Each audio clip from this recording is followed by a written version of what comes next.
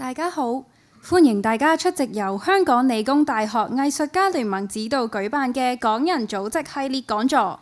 我係今日嘅司儀林淑欣，就讀理工大學語言學及翻譯學文學士2年級嘅學生。去年9月，丁新豹博士主持由理大藝術家聯盟舉辦嘅第一個節目《港人組織系列》，帶領理大師生到廣州考察，探索廣州嘅歷史脈絡，讓參與者深入了解粵港兩地嘅關係。今日我哋非常高興再次邀請到丁博士嚟臨理大，為我哋現場主講港人組織中山、珠海及澳門。中山、珠海與澳門3個城市於珠江口毗鄰而立，三地有共同嘅文化歷史。近代以嚟形成獨有嘅鄉山文化，並孕育出唔少著名政界、商界、軍事同埋教育界嘅名人。自80年代改革開放，香港為同屬珠三角經濟區嘅中山與珠海引入外資，共同發展，互惠互利。丁博士今日會帶我哋一齊探索三地嘅歷史脈絡，並且會為大家深入講解香港與中山、珠海、澳門三地嘅關係，加深我哋對港人組織嘅認識。喺講座開始之前，我哋好榮幸邀請咗香港理工大學行政及拓展副校長盧麗華博士為我哋致歡迎詞，有請盧博士。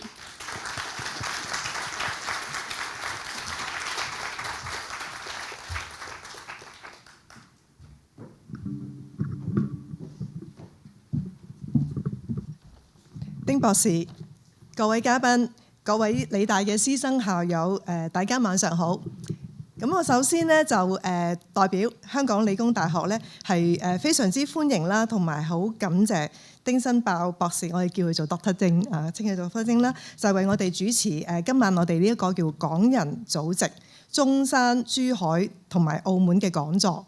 咁啊 Dr. 丁咧，除咗係我哋理大藝術家聯盟嘅成員之外咧，亦都係我哋理大嘅大學院士啦，我哋文化推廣委員會校外委員啦，同埋係2019年嘅駐校歷史學者。咁仲有一個嘅好重要嘅角色咧，就係我哋理大喺舊年咧成立咗一個叫做理大歷史文化研究中心。咁啊 Dr. 丁都擔任我哋嘅顧問嘅。咁我喺度都多謝 Dr. 丁一直以嚟去支持我哋理工大學啦。咁理大咧，頭先先有啲介紹啦。理大就喺2023年咧，喺舊年咧4月，我哋就成立咗我哋理大嘅藝術家聯盟。喺個聯盟裏邊咧，我哋都邀請咗咧多位喺香港啦，同埋內地嘅喺文化藝術界嘅領軍人物同埋知名嘅專家係加入嘅。咁目的咧都希望透過我哋咁多位有心支持理大歷史文化藝術各界嘅人士啦，去希望透過不同嘅活動，包括係一啲嘅講座啊等等咧，就係為大學咧係推廣係藝術文化嘅。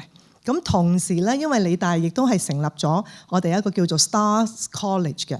咁當中呢個 Stars College 咧都會係我哋係會收一啲咧係有一啲叫特長生。咁其中之一啲嘅特長咧就係喺藝術文化嗰方面咧係有優秀表現嘅學生嘅。咁我哋藝術家聯盟嘅成員咧都會幫我哋手係做呢一個甄選嘅工作嘅。咁我諗喺呢啲相關嘅活動咧，都係配合理大嗰個全人教育嘅理念啦，都希望係透過舉辦不同嘅活動咧，令到我哋嘅學生、我哋嘅老師，甚至乎我哋嘅校友咧，就係更加對於係喺專業知識之外咧，喺藝術文化咧係更加有豐富嘅體驗啊，同埋係理解嘅。咁而喺2015年開始咧，就阿 Dr. 丁啦，就係為理大係持續主持咗咧多個係關於係絲綢之路歷史嘅講座啦，同埋係考察嘅。咁亦都係曾經帶領我哋嘅師生啦，去廣州、泉州、越南、馬來西亞同埋新疆咧實地去考察。咁啊，透過呢啲考察活動咧，就係令到我哋參與嘅師生咧，同埋校友咧，更加係透過唔同嘅方式咧，了解不同國家嘅文化啦，同埋歷史。而喺今年嘅1月咧，Dr. 丁咧就係以漢文化圈做主題咧，就帶領咗我哋去考察日本九州，同埋同中國有深厚而密切嘅文化同埋歷史相關咧嘅地方，做咗好多親身嘅體驗，咁令到我哋嘅師生都獲益良多嘅。咁而今晚嗰個主題講座咧，就係名為係港人祖籍啦，中山、珠海同埋澳門，就係港人祖籍嘅第二個活動嚟嘅。咁而丁博士咧，Dr. Ding咧喺去年嘅9月咧，亦都係帶領咗理大嘅師生啦，去咗廣州係進行咗歷史嘅考察，咁深入去研究咧港人祖籍同埋香港啦，同埋係廣州嘅密切關係。咁而今晚咧都好多謝Dr. Ding啦，為我哋深入淺出去令到我哋了解咧香港咧同中山啊、珠海同埋澳門三地嘅關係，咁令到我哋咧更加加深對於我哋祖籍嘅認識。咁好啦，事不宜遲，咁我喺度咧再次代表理工大學咧係衷心感謝 Dr. Ding 過往咁多年嚟咧對於理大嘅支持，咁亦都希望在座咁多位咧，包括我在內咧，都可以同 Dr. Ding 咧一齊咧去遊歷中山、珠海同埋喺澳門嘅歷史。多謝大家。多謝盧博士，有請盧博士留步。現在有請盧博士致送紀念品予丁新豹博士，有請丁博士。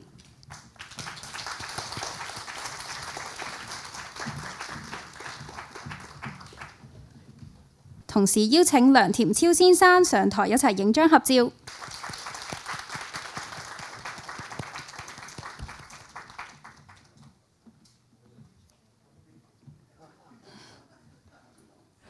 我都介紹一下咧，Richard 咧，Richard 就係我哋非常之支持理工大學嘅前校董啊，咁即係佢都好支持嘅校務啦，同埋校推廣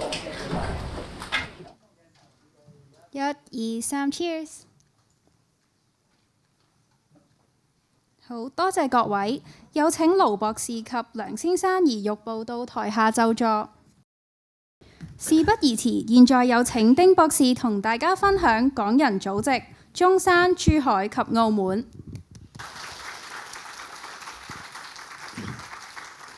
好，盧博士，各位朋友啊，咁今日好歡迎大家又嚟到理工啊，咁咧就又可以喺度聽我喺度吹水啦啊！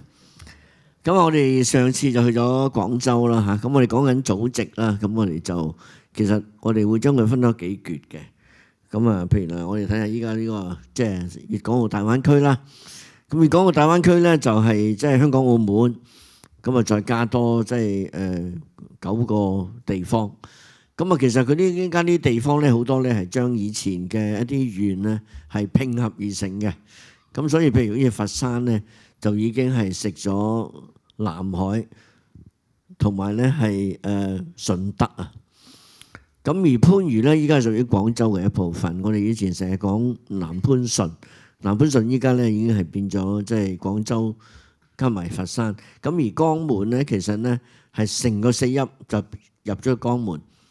咁所以我哋覺得即係其實之前我都覺得有啲奇怪嘅，因為即係譬如話我哋講康有為叫康南海咁就算啦。咁佢依家咧改名叫康佛山，係嘛？咁江門其實只不過係4邑裏邊新會下邊一個地方。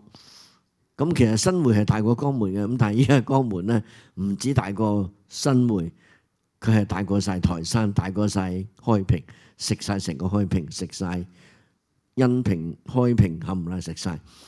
咁好啦，我哋今日咧就其實我哋今日咧因為我哋上次講過廣州啦，我哋今日本來咧應該係講多啲嘅，我哋講澳門、中山、珠海要加埋江門嘅，咁但係我相信時間咧可能未必夠啦啊，咁所以今日咧就唔講4邑呢一忽。如果有時間我會講少4邑嘅啊，咁睇下個時間嘅安排，睇下點樣樣啦。地圖最緊要係地圖啊，咁我哋睇見地圖咧。咁唔使我講，大家知道香港係邊啦。咁大家亦都會睇到澳門嘅，澳門就喺呢一度啊。咁我哋香港呢度啦，咁珠江口啦，澳門喺呢度嚟啦。澳門有咩特色咧？咁澳門嘅特色第一就係佢地理位置係喺珠江口嘅西邊，所以咧喺南海上嚟嘅船上廣州咧，大部分咧係會嚟到澳門，然之後先上廣州啊！即係佢幾乎係有一個，即係好似講一個門神咁樣樣啊！咁所以咧就係佢係一個相當重要嘅地理位置。嗱，大部分譬如喺南洋嗰邊過嚟嘅船咧，都係西邊過嚟嘅。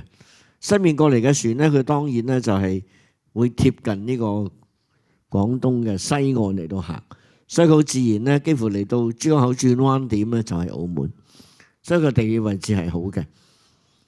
但係澳門有一樣嘢係好差嘅，就係佢個海港好窄好淺。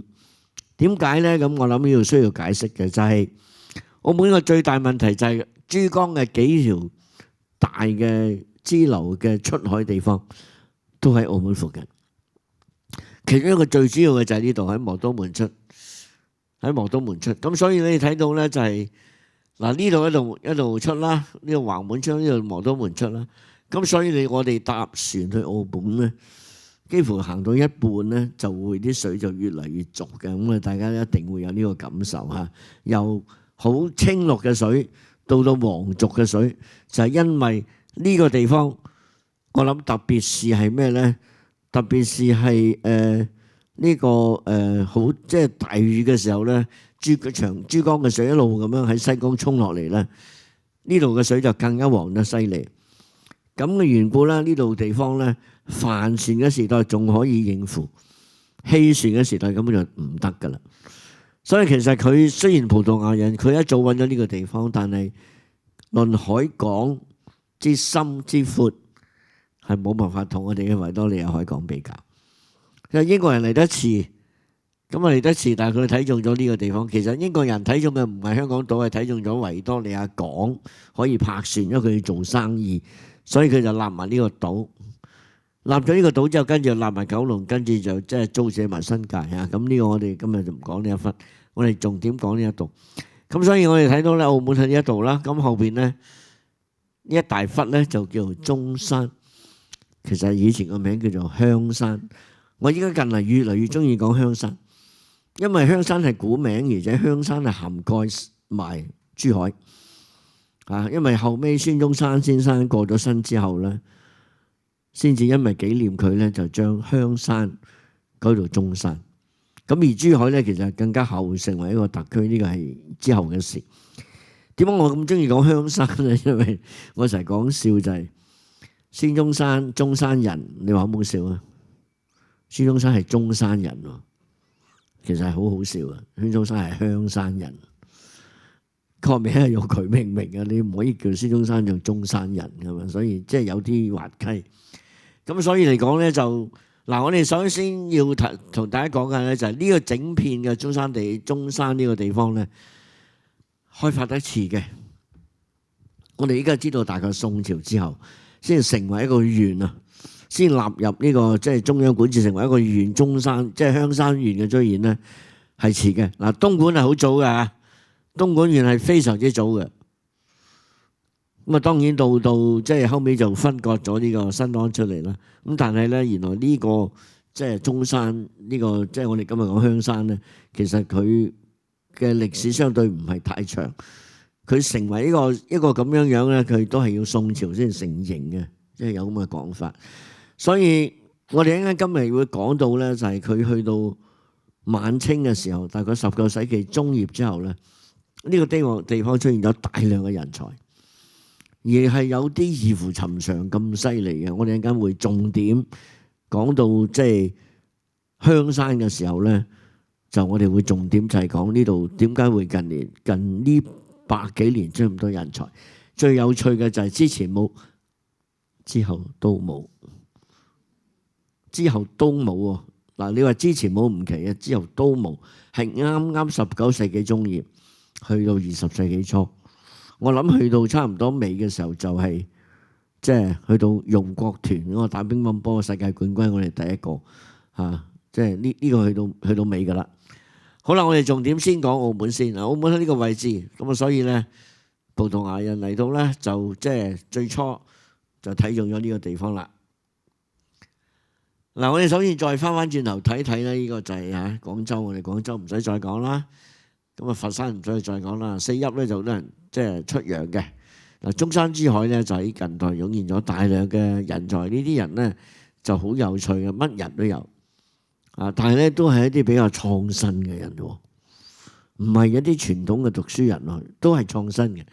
無論你係革命好，你去買辦，即係呢個新嘅一種嘅，即係幫我同外國人做生意，或者係一啲開百貨公司，呢啲全部都係新嘢嚟嘅，唔係舊嘢嚟嘅，全部都係呢度出嚟嘅，全部都係喺中山珠海。而唔喺中國其他地方，而係佢哋嚟咗呢度之後咧，佢哋跟住點啊？過嚟香港開第一間百貨公司，然之後由香港就去到邊度？上海、廣州。所以你睇到即係我哋覺得好有趣嘅咧，就係原來即係當然啦，呢啲買辦我哋一陣間會喺度講嘅咧，就係呢度好多人咧係喺香港讀書嘅，亦都反映咗香港嘅教育喺嗰個年代咧係教育咗大批嘅。即係好有用嘅，即係一批知識分子嚇。咁澳門咧就係即係我哋最早接觸澳洲人嘅地方啦。好啦，我哋首先就講澳門啦。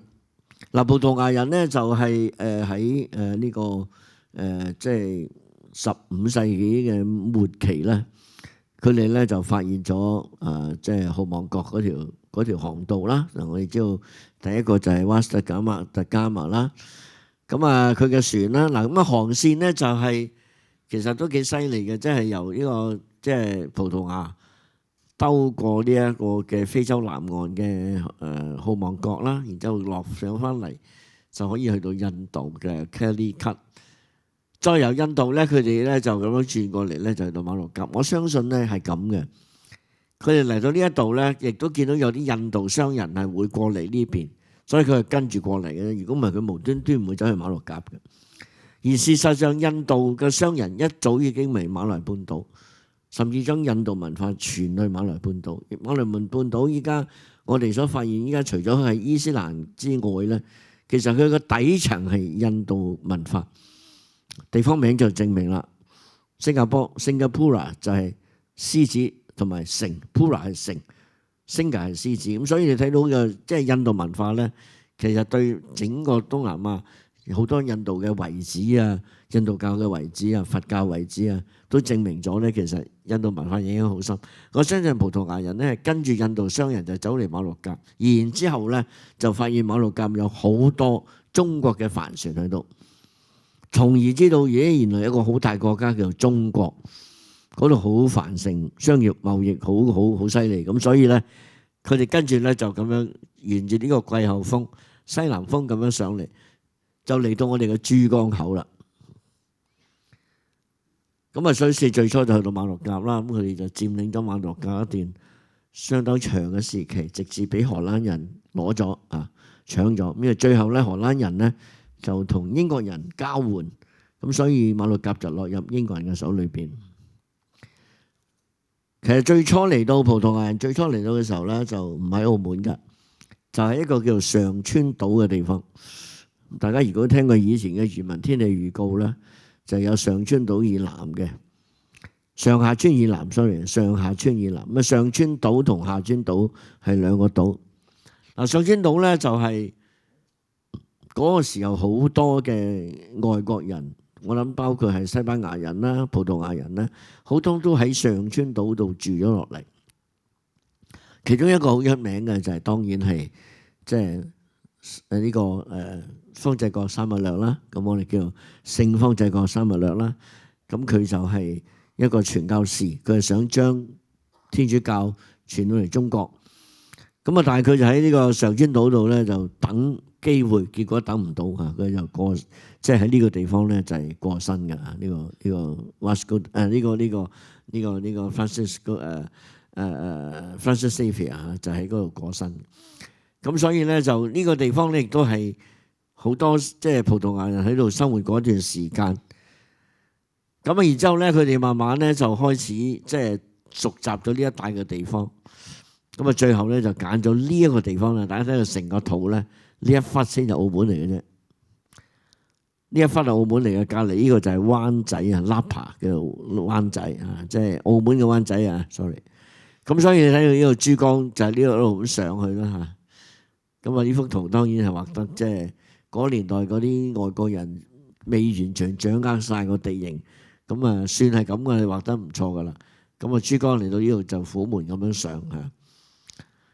咁啊，我哋睇見澳門咧，就其實係一個幾有趣嘅地方嚟啦。呢個圖嘅特別之處係原汁原味，完全未填海。澳門嘅填海嘅情況，我諗我哋係遺忘咗啦。我哋成日講香港填海，其實澳門嘅填海填到好誇張。澳門其實填到比佢原來嘅地方仲要大啊，知唔知？嗱，當然啦，呢個就冇下邊冇呢個氹仔同埋路環咧。佢依家將氹仔同路環連埋一齊，所以係好大。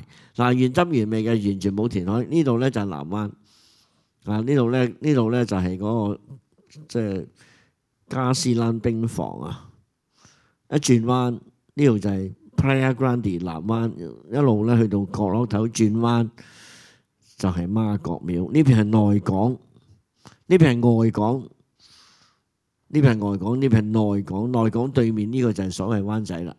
啊，咁啊，你而家喺新馬路，即係喺呢個呢邊海岸望過去都見到灣仔嘅。依家起到高樓大廈非常之多。以前咧就係呢條龍漁村嚟嘅。我最早期澳門嘅時候咧，對面仲係漁村嚟嘅，乜嘢都冇。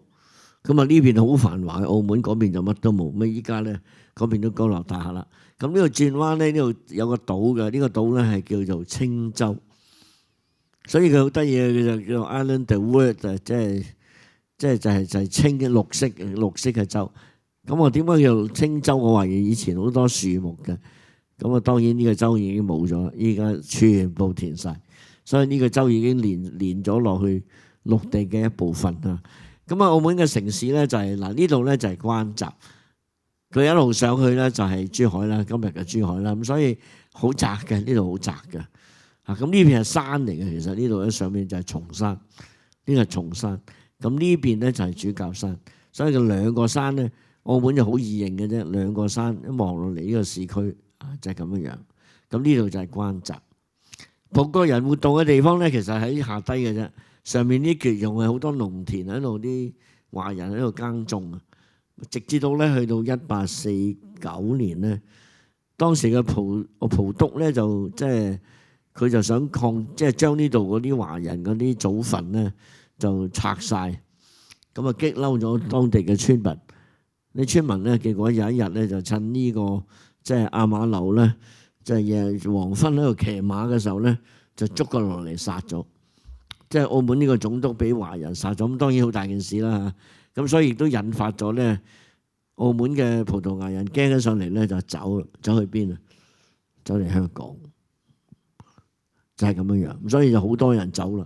咁所以嗱，我哋睇到啦，呢個基本上咧就好似一隻靴咁樣樣嘅啊，即係呢個即係澳門嘅形勢咁樣樣。1598年嘅時候咧，一個咁嘅畫家咧畫幅咁嘅相，畫咗咁嘅畫。咁啊呢幅畫就真係老實講，呢幅畫就考起啦。即係呢幅畫都認到，我都即係都認到嘅大致。我諗咧呢度就係內港嚟嘅，啲船就泊喺內港，啲船唔會泊喺外港噶嘛。外港個沙灘嚟嘅，呢度咧泊晒喺度。出邊呢度咧應該係南灣，一個角嗰邊一個角啊。咁我諗呢邊係即係呢度轉角，我諗咧係差唔多係媽閣廟附近咧。但係呢幅仲好型，中國人畫嘅。《澳門紀略》呢本書啊，係一本好出名嘅書，啊印光任所編嘅，叫《澳門紀略》。我哋研究澳門咧，就一定由呢本書入手嘅。咁呢度咧就畫咗澳門嘅圖，呢個圖咧反而咧就即係有啲睇頭啊，因為你睇到呢度係內港嚟嘅，上面係關閘。咁呢度咧就係呢度就係我諗係媽閣廟嚟嘅啊！咁廟轉彎有個炮台啦，炮台過嚟呢邊有個 fort 叫做 Fort Bombato 啦，呢度上邊啦就係以前嘅風景酒店啊！即係我最中意去嗰間酒店，我仲要強調係未改裝前啊，因為夠 cheap 啊，好平，而佢嗰個望出嚟嘅景係絕嘅，絕對係成個澳門嗰個南灣靚晒，特別係即係黃昏歸帆嘅時候靚到不得了。咁啊，依家咧就當然啦，葡國總都好精嘅，依家葡國領事係霸咗嗰度嚟住。咁啊，依家就葡國領事館啊，咁啊呢度睇見喺度轉彎啊，好多教堂啦，當然係啊，即係呢個亦都係澳門嘅特色。嗱，佢哋航路咧，嗱，即係澳門咧，其實即係葡萄牙人咧，去到1557年嘅時候咧，終於咧就藉住賄賂啊等等咧，就即係當時就係批准咗佢咧，就俾佢喺澳門咧係住咗落嚟。但係大家留意一樣嘢，只係俾佢住喺處啫，暫居、寓居啊，所以叫做寓居，公寓個寓。寓居嘅意思就係話你俾佢喺度住嘅啫，你冇權管到華人嘅，咁所以咧。澳門嘅情況係好特殊。澳門嘅情況點樣特殊法咧？就係香山縣係設一個縣官喺澳門度管華人嘅，而嗰度嗰啲嘅即係葡萄牙人咧就管翻自己嘅啫。咁啊一向冇乜事咁，但係有一樣嘢就好弊，就係變咗咧有啲華人入咗天主教，就改咗嗰啲咁樣嘅即係姓乜乜嗰啲名之後咧，佢哋就慢慢脫離咗中國籍。嗱，呢個中國政府就好唔高興啊！呢樣嘢咁變咗咧，即係你知道葡萄牙人都係信天主教，咁所以即係澳門度啲教堂係多到不得了。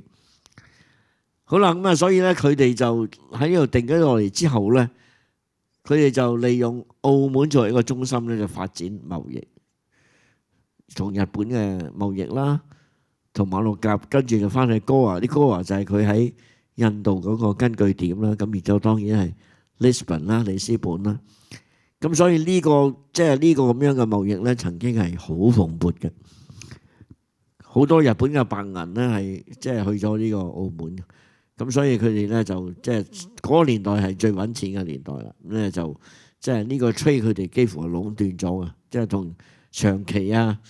咁另外當然亦都有馬尼拉啦嚇，咁馬尼拉但係馬尼拉就係西班牙人嘅勢力。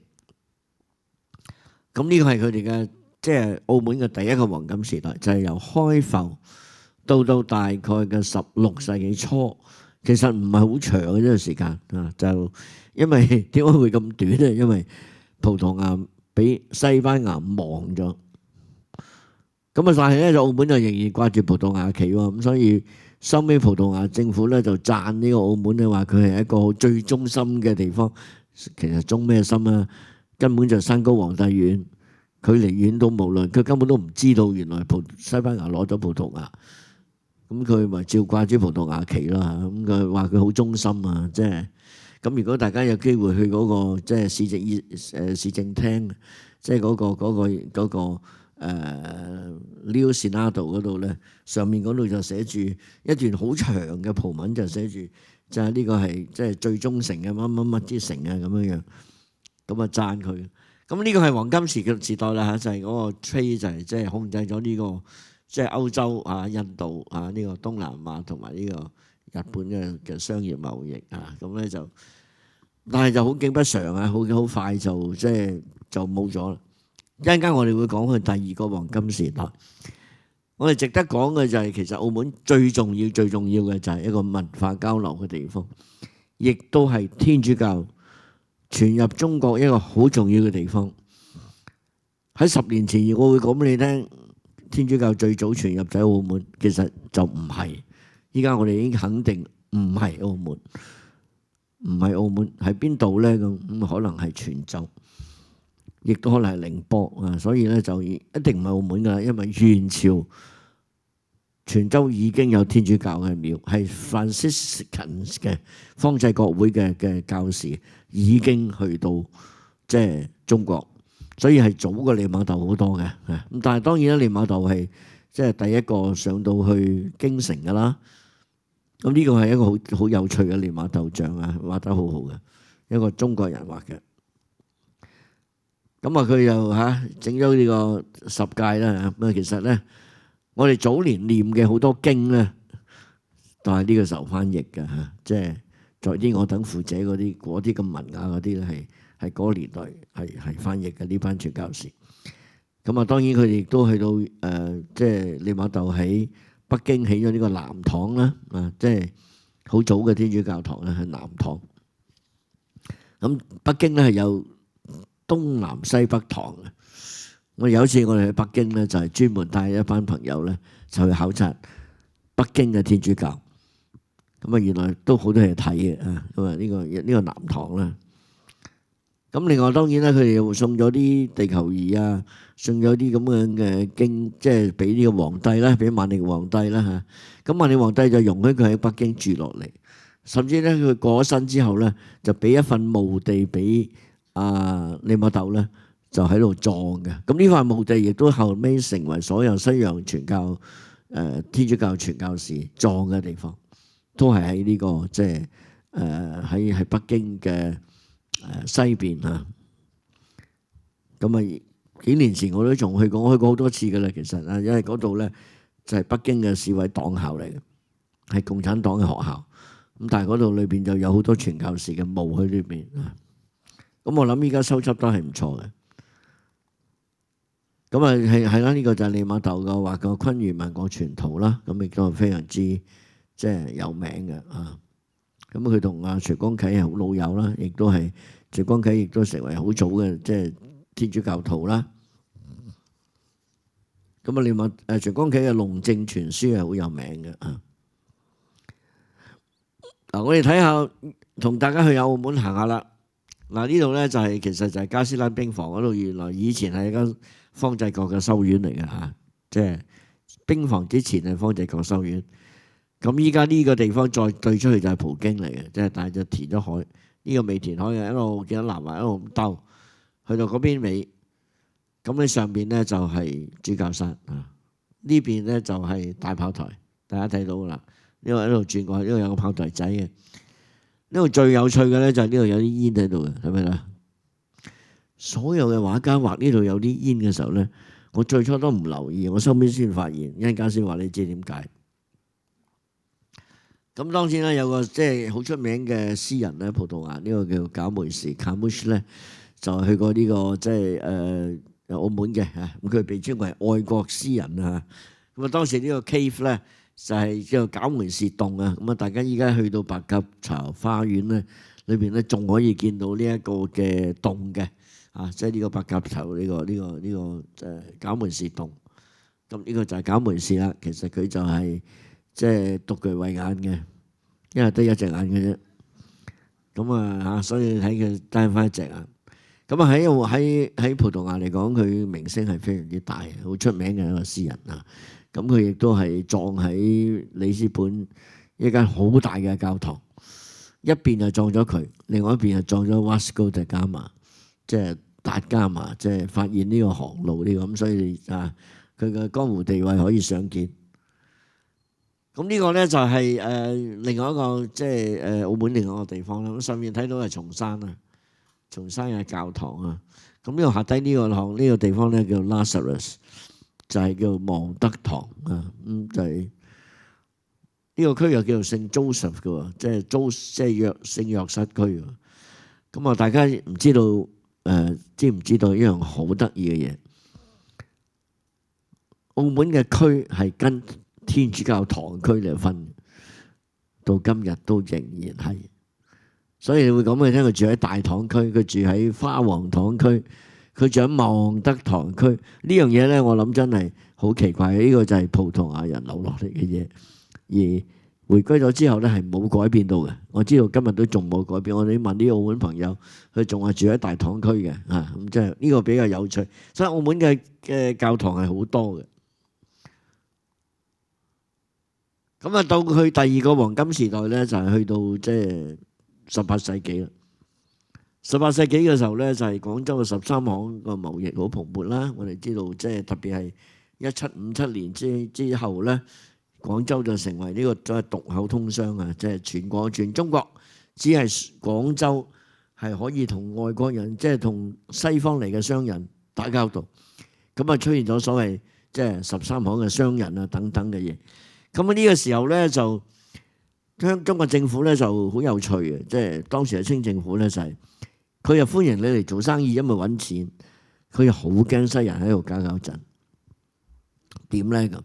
佢話咁啊，你哋過咗貿易季節，你就唔好留喺廣州啊！全部要走，唔走去邊？走去澳門。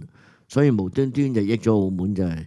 同埋另外仲有一個規定，所有女子不能進入廣州，所有西洋女子不得進入廣州。咁所以嗰啲人啲家眷啊，就唔可以跟嗰啲商人喺廣州住，因為清政府係唔想你喺廣州繁衍生息。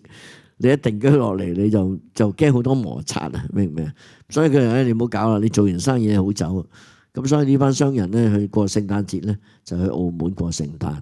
即係你知嗰個貿易季節嚟嘅時候就係西南風，每年嘅大概5、6月，走嘅時候就9月、10月。過咗9月、10月就去澳門啦，明唔明啊？所以使到澳門無形中咧就成為好多商人嘅屋企。就住喺澳門，咁啊都成為澳門咧係第二個比較好嘅黃金時代嚇。咁亦都所以好多外國基督教傳教士亦都係即係譬如馬禮遜咁，亦都係去咗澳門啊，咁啊傳入內地。咁呢個係澳門嘅第二個黃金時代啦，可以講係嚇。咁我哋睇到呢個時候咧，就呢個畫比較朦啦，但係都仍然好容易認嘅，就係呢度咁樣過去，呢度仍然係主教山。下邊有個炮台，咁啊呢度轉過嚟咧，呢度咧就有一支咁樣嘅嘢樹。呢支咩嚟嘅咧？呢支係粵海關嘅分關。好有趣嘅嗱，呢個係1824年嘅有支咁嘅嘢樹。咁啊，但係咧去到亞馬流嘅年代咧，亞馬流揾人斬咗佢。即係正話我提到嗰個澳督亞馬流咧，就斬咗佢。咁而且咧就係即係將即係呢個關閘一帶嗰啲祖墳冚唪唥鏟晒，最後咪俾人殺咗嘅。咁啊，大家如果記得以前喺葡京出邊有個叫做人馬像啊，有個人騎住隻馬嗰個像咧。嗱，澳門回歸咧，一切都係好 smooth 嘅。中國政府唯一唔可以忍受就係嗰個像，所以嗰個像係搬走咗嘅。嗰個人馬像係搬走咗，搬咗去邊咧？搬咗去里斯本。我有個朋友咧，佢真係八卦，佢去到里斯本特登就去揾呢個像，又俾佢揾到喎。唔知喺里斯本某處見翻當年葡京門口嗰個咧，嗰個我諗即係老一輩嘅朋友都記得嗰個像。嗰個就係亞馬流，佢其實係獨臂將軍嚟嘅，本來一隻手咧喺非洲俾人斬咗，咁所以佢結果即係咁容易俾人捉落嚟殺咧，就係有原因嘅。咁啊，另外一邊咧就喺呢邊望翻轉頭啦嚇，即係望翻去主教山啊，望翻過去大炮台，就係呢度就係嗰個大三巴啦。咁然之後咧就係呢邊係松山，所以好容易嘅啫。一邊係南向北，一邊係北向南。咁啊，當年呢個畫家咧就係1839年嘅時候咧，去到澳門就畫咗好多畫嘅。咁我哋依家好多畫都係即係澳門嘅。當時嘅景貌啦嚇，都係靠佢嘅筆下嚇。咁呢個就係話佢畫呢個媽閣廟出邊啦。咁另外一個好重要嘅畫家就係 George Chinnery。咁佢嘅即係澳門係由1825年去到澳門，佢1852年澳門過身啊。呢個就係佢亦都係佢畫嘅，就係馬禮遜喺度翻譯聖經啊，同埋一啲中國助手。咁另外咧就係佢哋亦都係咧就係呢個係東印度公司啦。咁啊，當年呢個咧就係馬禮遜嘅仔，因為馬禮遜咧去到1834年咧就過咗身。咁啊，佢本來係東印度公司嘅翻譯，咁啊翻譯就由佢個仔馬如漢咧就替代。咁馬如漢身邊呢位仁兄咧就係叫做咧係 Damada e Castro，Leonardo Damada e Castro， 佢就係呢個即係英國駐呢個澳門嘅東印度公司嗰個辦事處嘅職員嚟嘅。咁啊，呢個亦都係澳門嘅最早嘅一間醫院啦，就係呢個葛雷舒嘅醫生 Dr. Coolidge。所以澳門咧有好多第一嘅，因為佢好早開放俾西人，所以即係好多第一都可以講喺澳門啊。好多第一嘅醫院啦，眼科醫院啦，呢個醫眼科嘅啊。咁另外當然咧亦都提到咧，就好多呢啲即係東印度公司嘅大班咧，都係住喺澳門嘅啊，因為咧佢哋嗰啲嘅即係屋企人喺晒澳門。你睇見咧呢度有個阿嫲喺度啊，咁你知道呢度係澳門嚟嘅啊。咁呢個成個家族，呢個係 Chinnery 幫佢畫嘅家族照，全部都係因為成個 family。咁呢個叫 Marchbanks 啊。咁佢畫嘅另外一個即係好有名嘅傳教士啦，呢個就係郭士立啊。郭士立後尾嚟咗香港嘅啊。咁亦都又係除咗呢啲之外咧，亦都有啲即係當年有好多巴斯喺澳門活躍啊，巴斯人啊。呢個 Haji Boy Rustamji 啊。咁啊，佢哋亦都有個叫白頭墳場啊。咁呢個墳場咧，就我行入去都唔知幾耐噶啦。咁啊，但係咧就佢一路都閂咗個閘，入唔到去嘅。咁我諗下喺埲牆跳落去得唔得咧？咁原來係得嘅，不過爬唔到上嚟，所以就放棄咗啦。即係都搏到想跳落去嘅，咁跳落去唔得，要揾把梯先登翻上嚟。咁但係終於俾我諗到辦法啦，就係我揾到香港個祭司啊。嗱，香港嘅嗰個拜火教嗰個天教嘅總部咧，個祭司咧係管埋澳門嘅。咁所以咧，我就問佢有冇辦法可以入到呢度？佢話得。咁你過去澳門一間叫價心洋行，你問嗰個印度人攞個鎖匙啦。咁啊，真係按照佢嘅要求就走去澳門嗰間價心洋行，我哋幫襯慣嘅。佢出一樣嘢，全澳門得佢有得賣嘅，叫牛油膏。豬油膏你食過啦，佢叫牛油膏。咁啊，即係當然好食啦，牛油啊，係咪？牛油膏咁，我哋以前都幫襯佢買牛油膏。咁啊，走去揾到阿印度人，咁佢啊通常都唔開門嘅。佢話你要嗌佢先喺個上面喺個窗望出嚟，你都嚇死你嘅。嗰個人得一隻牙嘅啫，嗰個印度人得一隻牙。咁啊，佢做乜嘢啊？咁我要攞條鎖匙。咁攞條鎖匙，我哋就可以入去睇啦。啊，咁啊，最後攞翻條鎖匙俾佢得。咁呢個都係算得幾特別嘅一樣嘢。咁裏邊咧，下邊咧就係咁樣嘅。下邊咧就呢個咧馬路就叫巴斯白頭馬路啊。佢哋叫白頭摩羅。下邊係咁樣樣啊。咁所以嗱，個牆都幾高嘅，千祈唔好跌落嚟啊。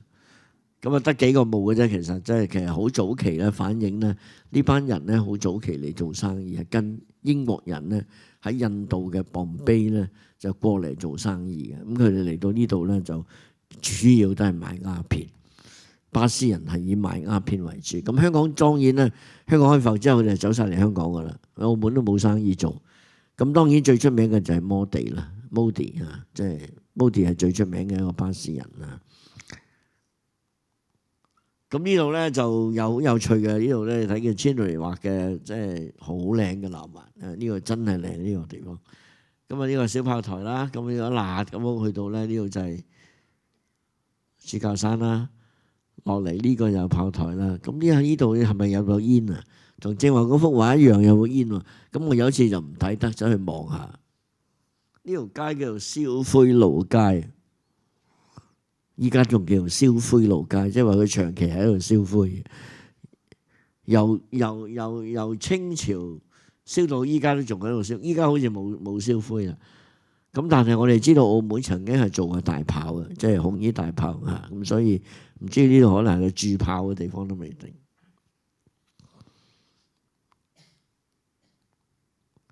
咁呢個另外一幅 Chinnery 嘅傑作啦，就係大家睇到就係仍然睇到呢支。都係當年嘅即係呢個即係粵海關設喺樹嘅一個分關嘅個旗杆啊。咁呢個咧就係我哋斷代嘅一個好好嘅方法，因為1849年之後就冇咗噶啦，就斬咗去噶啦啊。咁呢個一路過去啦，咁你睇見啲教堂有啲都認得嘅。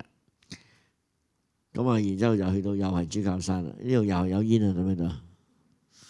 逢真或真嗰個地方都有煙嘅，係所有畫家畫真都有煙，咁所以係有料到嘅。咁呢個用另一個角度啦，咁呢度你睇咧就係呢間係豐順堂嚟嘅，兩個鐘樓豐順堂。呢度過去咧就係聖 Augustine，呢個大炮台，啊，呢度個沙灘啦，嗰時係一個沙灘。咁呢度咧就係東印度公司個大班嘅住宅，就係依家嘅慈幼中學個位。澳門嘅慈幼中學個位，你想去即係喺豐順堂對面㗎啦，即係豐順堂對面嘅啫啊！咁呢個咧就係即係當年即係1834年，英國就派咗一個即係外交使節啦，律盧卑啦，就嚟到呢個即係澳門，就同呢個中國咧就係即係傾生意。咁啊結果咧就即係死咗喺度啊！咁啊呢個咧就係嗰個板樟堂啊嚇，即係前面原來好多攤檔嘅，咁所以我哋就透過呢啲畫咧就可以知道澳門當年嘅生活啊，好多啲熟食檔啊，唔知佢賣咩咧，真係好多熟食檔，有晒煙有晒剩。咁好得意嘅澳門就係你今日去翻呢個位咧，仍然係差唔多嘅啫。咁呢樣係比較有趣啊，即係仍然係有翻，即係有。不過就冇人買嘢，但係呢度有幾間麵包鋪咧，舊到咧，我真係唔知佢幾時開嘅。執咗粒未？我唔知啊，因為呢一兩年我冇過嚟呢一邊啊。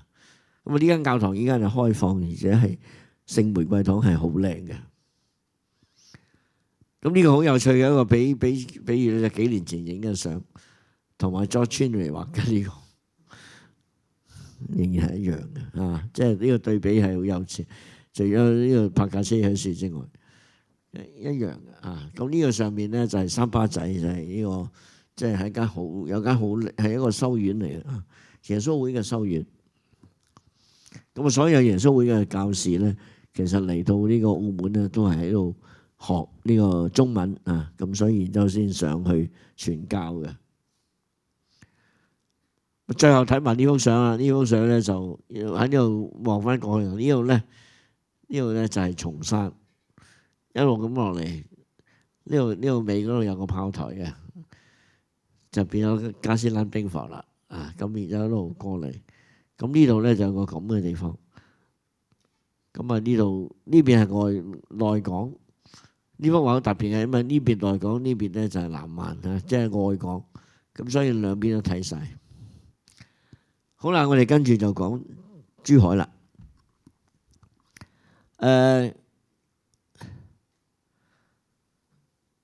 由19世紀中葉到20世紀初咧，就即係香山地區啦，即係今日中山珠海啦，就出現咗好多人。咁呢啲人咧，好多對近代中國嘅貢獻咧係好大嘅啊！咁而且即係部分咧就喺香港接受教育啦，有部分咧係嚟咗香港先發達嘅。譬如你買板嗰啲，你香港先有呢個土壤，係俾佢哋喺度發展，喺呢度咧係發達。咁啊，利用香港特有嘅條件咧，就喺唔同嘅範疇有突出嘅成就。咁以下咧就喺度同大家咧係即係介紹，即係一啲咁嘅人啦。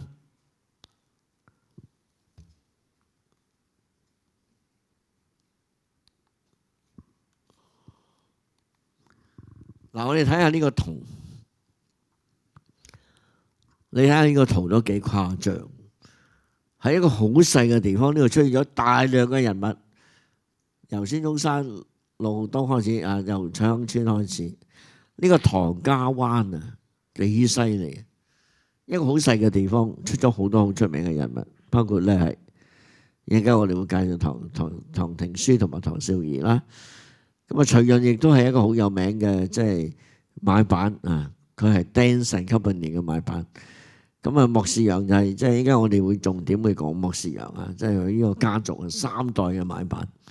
咁啊，到今日咧已經去到第5代啦，啊，即係我識佢嘅第5代。咁啊，都做好多 charity 嘅嚇。咁啊，落嚟呢邊咧就黐住澳門啦，啊，近住呢個南屏咧就有出一紮咁嘅人，容橫偉勇、黃勝、陳方。上翻少少，今日仍然屬於中山嘅，叫做鄭觀應三鄉。咁啊，三鄉咧就鄭觀應啦、孫中山、盧浩東呢個彩亨村。咁然之後去到中山石岐嘅側邊咧，就有馬應彪同埋各傳各樂，即係佢哋喺呢度。咁而喺各傳各樂嘅佢個家鄉嘅對面咧，就係新鴻基郭氏嘅出喺嗰度嚟嘅。咁你話係咪好神奇？一個咁 reveal， 即係喺一個比相對細嘅地方咧，出咗咁多人。咁我哋唔好講香港啊，香港係好特殊，呢個另外一回事。因為香港係有即係完全係發展起嚟嘅地方，可以出現好多人才，呢個唔出奇。但係呢個相對仲係農村嘅年代咧，呢個突然間出咗咁多人咧，其實係好值得研究。咁啊，正如我所講咧，就係之前冇，之後都冇。咁啊，除咗呢啲人之外，仲有一批嘅，陣間我哋仲有個名單可以俾大家睇咧，大家都會覺得好奇怪，即係好出好多人嘅。咁啊，第一個要同大家介紹嘅就係容宏啦。容宏咧就係佢係應該係即係喺佢今日珠海嘅人啦。佢嗰個家鄉好近澳門嘅，咁所以咧我諗佢細細個屋企人咧就抌咗佢去馬禮遜紀念學校讀書。其實抌咗去讀呢啲學校咧根本就唔使錢嘅，幾乎咁，所以我諗屋企都唔方會有錢噶啦，即係讀得呢啲學校都唔使方有錢，根本係傳教士一啲即係接近義學咁樣樣。咁但係佢就學到英文啦，你唔好理。咁當呢間學校由澳門轉到嚟香港嘅時候咧，佢就跟住喺澳門嚟咗香港，就喺呢間學校讀書。咁呢學讀書咁上下嘅時候咧，就嗰間學校就維持唔到啊，因為唔夠經費。唔夠經費咧，就個校長就帶咗3個佢覺得最出色嘅學生就去咗美國。其中一個就係容宏，另外一個叫黃勝，一個叫黃寬啊。咁啊，黃寬咧就係一個後尾成為一個名醫啊，好出名嘅醫生。咁啊，但係3個裏邊咧就係黃勝好快咧就係水土不服，就翻咗嚟香港。咁但係咧就容宏咧就最後係喺美國嘅耶魯大學畢業，成為咧第一個喺美國大學畢業嘅華人。咁啊，呢個係好重要一樣嘢。咁啊，翻嚟之後咧，佢就覺得佢喺美國接受嘅教育咧係好好啊，所以佢咧就強力向朝廷推薦，透過啲官員嘅關係咧，最後咧係朝廷係即係批准咗，就派啲小朋友去美國留學。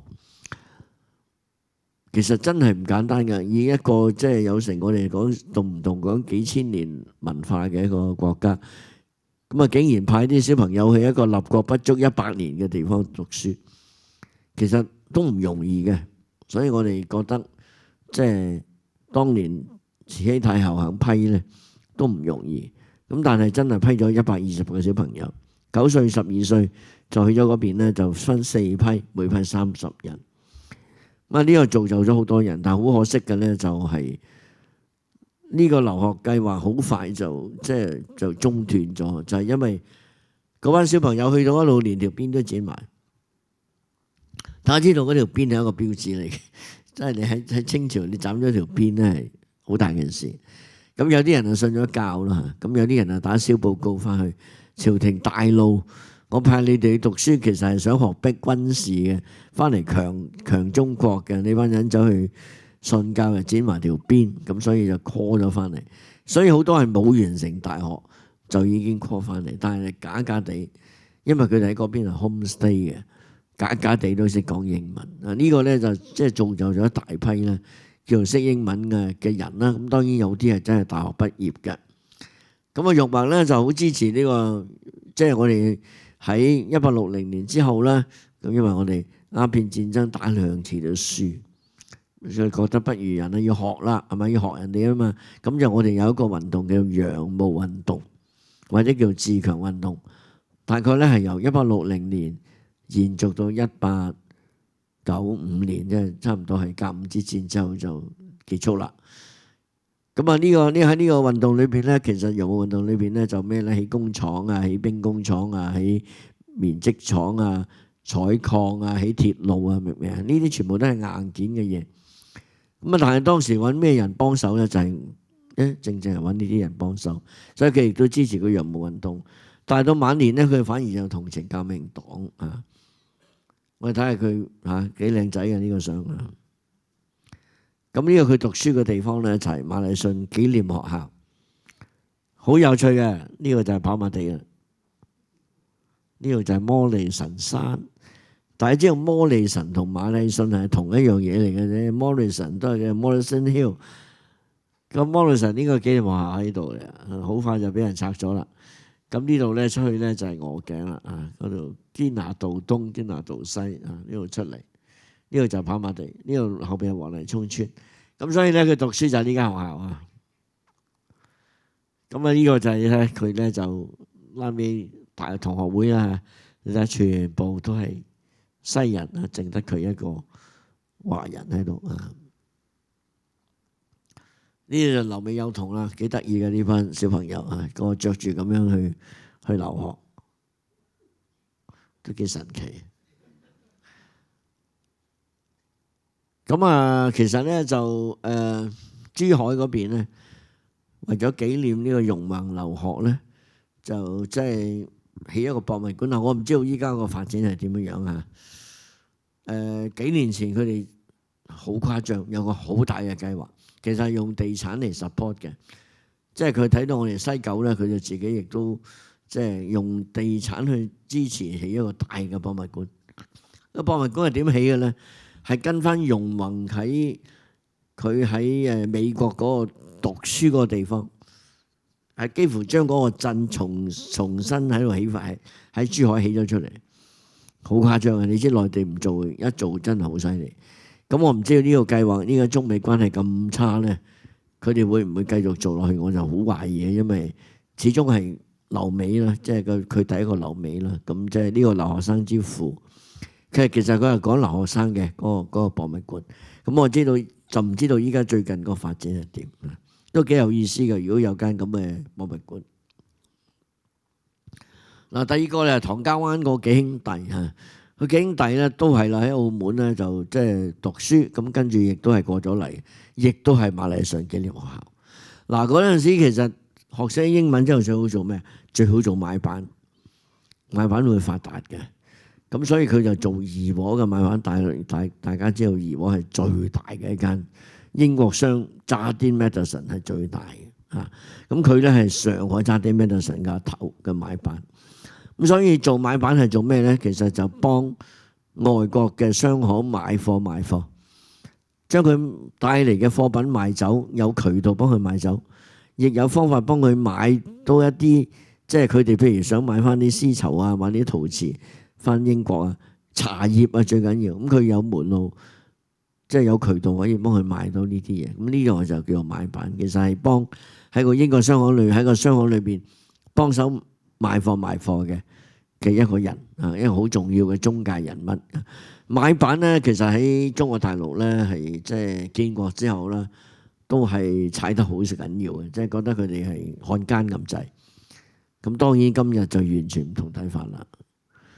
今日唔同睇法啦，今日就覺得佢係中西嘅橋梁。咁呢個即係所以好多嘢都係睇你點睇嘅啫。佢係當然係溝通中西。好啦，我哋講翻清朝，到李鴻章佢要做呢個起工廠啊，做咁多嘢嘅時候，佢發現啲官係咪都唔識嘅？點啊？揾買辦，因為買辦佢嗰個視野比較廣闊，有世界視野，所以就揾咗即係唐廷樞咧，做咗輪船招商局嘅買辦。呢個就係招商局，但係佢唔係招商局嘅創辦人。但係招商局創辦咗之後，搞得好差，搞到好差。咁結果唐廷樞接任之後咧，就將招商局係帶上，即係越搞越好，可以上軌道啊！就係咁樣樣。咁跟住咧，覺得佢好咧，跟住佢要去搞開平嘅煤礦，天津嘅大煤礦，係用現代即係用當時所謂嘅現代方法去採煤礦。因為要煉鐵啊咁樣樣，咁所以呢個亦都係洋務運動裏邊好緊要嘅，就係採礦。佢亦都做咗呢個開平煤礦。咁嘅咪係採煤礦，亦都起咗中國第一條鐵路，就係叫做唐綏鐵路，即係由唐山去到綏角莊。咁即係佢應該係講喺洋務運動裏邊喺啲硬件嘅建設咧，係曾經有相當大嘅貢獻。咁所以你見李鴻章呢句好都唔知真定假嘅。中國可以冇李鴻章，唔可以冇唐廷樞。你即係知道佢嗰個即係喺洋務運動裏邊嗰個重要性咧係非常之厲害嘅。我哋望一望，咁呢個就係即係上海啦。嗱，哎呀，冇咗幾幅相添，算啦。咁啊，跟住講另外一位仁兄啊。咁呢位仁兄啊，同香港關係就密切啦，因為佢係我哋嘅第2個立法局議員，華人立法局議員。依家就好多啦，嗰個年代咧就得一位嘅啫。啊，最早第一個係伍廷芳，但伍廷芳咧做咗好短時間咧就唔做啦。咁啊，聽講就係因為佢嗰啲即係投資地產失敗啊。香港不嬲都係咁噶啦，咁上下又會啲投資啲地產突然間冧，咁佢就即係聽講係損手爛腳，咁所以佢就走咗，離開咗香港，走咗跟李鴻章。咁呢個黃勝咧就係其實就係容宏嘅同學嚟嘅，啊，又係馬禮遜紀念學校，所以呢間學校咧好短癮嘅，幾年就冇咗，但係咧偏偏喺嗰個時候就俾佢訓練咗一批咁嘅人出嚟。咁啊，佢就跟阿布朗牧師就去美國讀呢間 Monsoon Academy， 讀咗1年就水土不服，都比較可惜嘅。咁但係起碼係識有英文啦，即係識到啲英文啦。當然，咁佢亦都 homestay 啦。咁翻到嚟之後咧，佢就一路都喺倫敦傳道會度做呢個印刷主管啊。咁啊，呢個喺英華書院嘅嗰個即係印刷部嗰度啦。佢亦都係出版咗中國第一份報紙《中外新報》，所以佢可以講係報章嘅先驅。咁啊，1863年佢就同另外一個叫黃濤咧，就撰咗呢個《火器説略》。咁啊，然之後咧就喺1865年咧就幫丁日昌創辦咗江南製造局。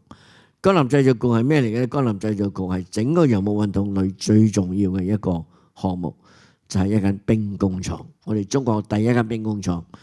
第一間造船廠可以出戰艦嘅當時啊，當然啲戰艦，但係依家睇嚟就得啖笑，但係當時假假地都叫做就係戰艦，就喺呢度出嘅，就招商局出呢個江南製造局。咁呢個江南製造局喺上海嚟嘅，咁啊，我當年咧就一路都揾緊呢個江南製造局究竟係邊咧咁啊，因為假假地都同丁日昌有關係，佢係當年真係佢創辦嘅，李鴻章係責成佢創辦。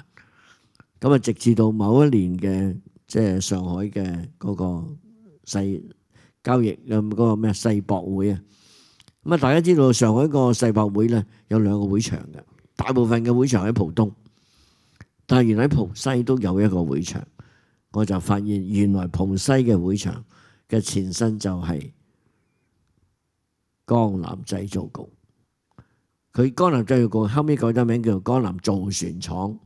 因為嗰度係黃浦江邊嚟嘅，佢就係由造船廠咁啊嘅前身就係江南製造局嚇，呢個咧就係我哋第一間兵工廠。咁啊，跟住佢就翻咗嚟香港啦，咁啊就做咗東華醫院嘅籌備委員。我哋亦都相信咧喺東華嗰班咁嘅籌備委員裏邊咧，佢嘅英文應該係最好嘅，佢應該係唯一一個可以真正同即係英國，即係香港政府溝通嘅唯一嘅一個人，其他嗰班全部都係比較即係唔係英文，我相信係唔係好得嘅。佢應該係相當唔錯。咁啊，但係咧就仲未嗱呢個英華書院啦嚇，當年咧就係半山嚟嘅啊，喺堅道半山嚟嘅。咁啊，跟住1873年咧，佢就帶咗28個幼童去美國留學啊。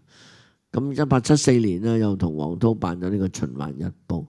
咁啊，跟住1878年咧，就做咗華盛頓中國大使館嘅第一個首席翻譯官，做三藩市中國領事館嘅副領事。所以呢個人好奇怪嘅，佢其實佢一半嘅大半嘅工作都係幫即係朝廷做啊。係幫清廷做嘢嘅，咁但係好奇怪地，佢到1884年咧，佢突然間歸化英籍。咁啊，當時香港政府同佢斟掂數，就睇定佢係一個理想人選，就話咁啦，嗱，你歸化英籍咧，我就委任你做立法局議員，因為一定要係 British subject 噶嘛，係嘛？咁佢所以佢就歸化咗。咁啊當時咧就有咁嘅叫法嘅，就話佢咧係可以 look at Chinese affairs with English eyes and English affairs with Chinese eyes， 所以佢貫通中西，所以就揾咗佢做呢個立法局議員。但係佢亦都做得好短嘅時期，1890年就唔做啦。咁啊跟住咧1902年咧就過咗身。咁我哋咧就試圖去揾佢個墳墓，揾極都揾唔到，唔知去咗邊。9成9日翻咗鄉下，因為以前嗰啲人都係好傳統咧，都係翻鄉下啊。咁呢個就係佢係以貫真都好有名嘅，當時喺中環就喺英華書院印咧，就係即係將一啲外文翻譯做中文。咁啊，我哋嗰陣時知道好多日本人啊，明治維新嘅時候咧，啲日本人為咗認識西方咧，就嚟香港買呢個夏爾貫真，所以佢呢本雜誌其實曾經係一個好重要嘅，即係一本雜誌嚟㗎啊，可以講係即係認識西方嘅一個渠道。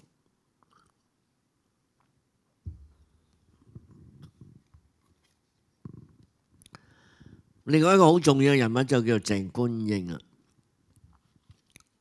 鄭觀應咧就唔係啦，佢係一個好傳統嘅讀書人啦。咁咧就係香山三鄉啊，依家好多人都中意三鄉打 golf 嘅。晚清嘅維新思想家，一路都喺澳門生活㗎。咁啊，因為佢，所以你睇到啊，呢個就係澳門嘅影響啦。呢個就唔係香港嘅影響，呢個澳門影響。澳門即係點都算係一個即係可以同即係呢個即係西方有接觸嘅地方。咁喺光緒16年前後咧，就同即係孫中山有交往嘅。佢嘅社會改革思想咧，對孫中山好影響好大。因為孫中山成日講咧，就即係人盡其才，物盡其理，貨彰其流。其實呢幾句嚟自鄭觀應嘅。鄭觀應當然佢最犀利嘅就係呢本書啊，叫做《盛世危言》。你睇個名就知道好精彩。明明已經係亂世啦，但係佢唔想得罪朝廷，佢話叫做盛世，仲係盛世嚟嘅。不過我咧就即係咁，即係有啲進言啊，等你睇有冇可以啊，跟住改下啦咁。所以呢個書名已經好有趣，叫做《盛世危言》。呢本書就犀利啦。呢本書由孫中山到毛澤東都睇過，都受佢影響好大嘅。即係其實喺晚清嚟講，我諗如果你講一本書影響好大，就係《盛世危言》。呢本書個影響非常之大。你睇佢講乜嘢？佢話要讓外就要自強，要自強就要致富，要致富就要振工商。好有意思嘅，睇佢以前啲人寫呢啲一句一句好有邏輯嘅。要振工商就要講求學校、立憲法、尊重道德、改良政治。呢個就係佢即係提出嚟。咁所以呢個影響就即係好大啦。喺晚清同民初都係好犀利。咁呢個就係一個即係鄭觀應。鄭觀應當然啦，佢係《盛世危言》喺澳門寫嘅。其實鄭觀應本身咧都係一個買辦嚟嘅。佢原先都係一個買辦嚟嘅。咁睇佢因為寶順洋行嘅買辦啊，所以睇佢嗰啲屋企人全部都係買辦嚟嘅。呢個當然亦都係影響到佢嗰個即係比較同西方嘅嘢有所接觸啦。咁你睇全部都係買辦嚟嘅。有啲係招商局啊，有啲係咁樣樣啊。咁所以即係亦都有啲洋務運動啊參與啊咁樣樣。咁所以佢啲資質都唔簡單嘅。佢故居咧比較令人失敗啲，真係好細間嘅啫。即係喺三鄉啊，我哋特登去三鄉度揾呢個故居。咁但係咧就澳門呢間就犀利啦，呢間鄭家大屋啊，我諗好多人都去過啦。咁依家喺澳門一定都去鄭家大屋，但係就要留意到咧，《盛世危言》咧呢本書係喺呢度寫出嚟嘅。呢本《盛世危言》啦，另一個人物就幾得意嘅，呢個人叫唐少儀，姓唐一定係唐家灣啊，所以唐家灣咧一個咁細嘅地方出咗我哋中華民國嘅第一個總理就係唐少儀啦，唔係假假地第一個總理，雖然做咗好短時間，第一個總理，因為佢收尾唔做。民國第一個兩個總理嗱，話佢係中央書院讀書，但係我冇證據嘅嚇。中央書院即係皇仁啦嚇。咁啊，劉美有同哥倫比亞大學讀過書，嗱，大家睇到係讀過書，唔係畢業。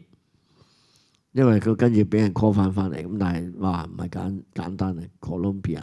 大家留意到其實嗰年代哥倫比亞喺美國係 top 嘅，唔係哈佛，係哥倫比亞 Columbia。你識個個都哥倫比亞嘅，所以最 top 嘅當年嘅係哥倫比亞。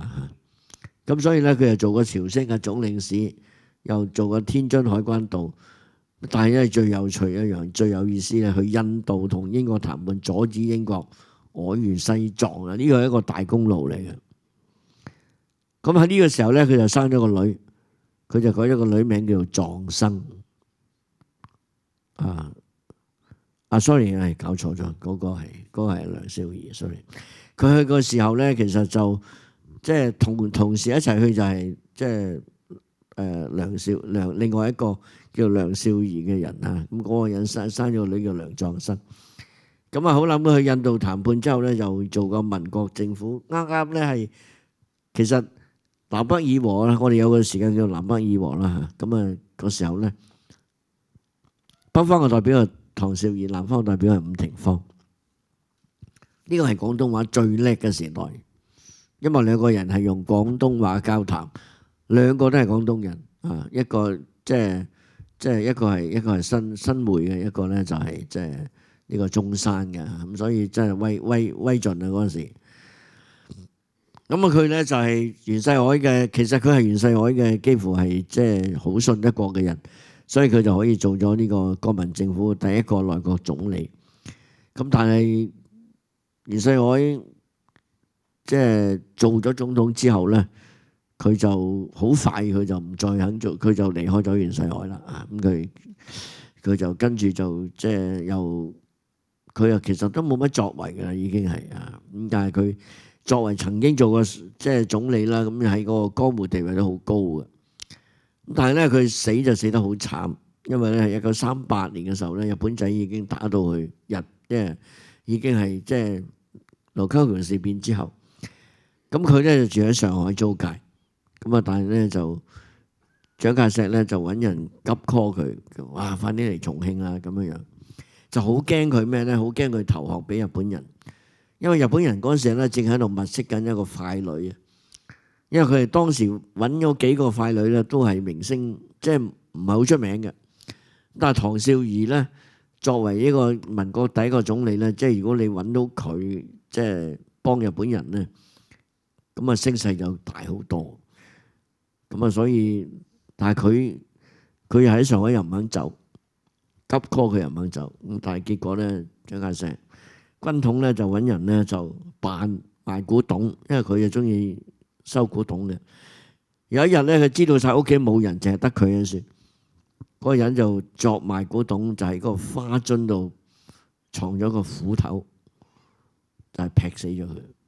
佢係俾人用斧頭劈死嘅，即係陰公。佢年紀已經好大，70幾歲就咁啊死咗之後咧，佢就個遺體就運咗翻嚟香港，咁啊本來佢應該要翻唐家灣嘅，咁但係唐家灣淪陷咗啦，咁所以個遺體就擺咗喺香港，咁啊最後咧就擺咗喺東華義莊，最後都唔掂啦，咁就葬咗喺華人永遠墳場，咁所以而家咧喺華人永遠墳場裏邊葬咗一個民國第一個總理，好多人都唔知嘅，就係唐紹儀，都係一個唔簡單嘅人物啊！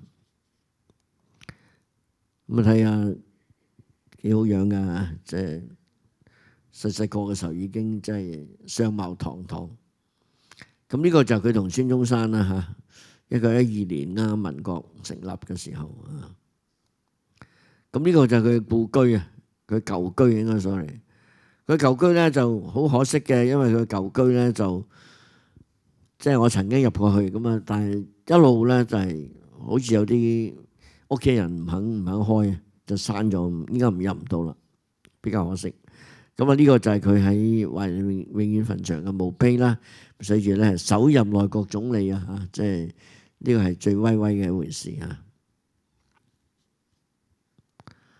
咁啊，當然就即係講到中山嘅人物就唔可以唔講孫中山，但係我就唔打算講太多啦，因為相信大家都認識佢。咁呢個咧就係佢孫中山生平第一幅相。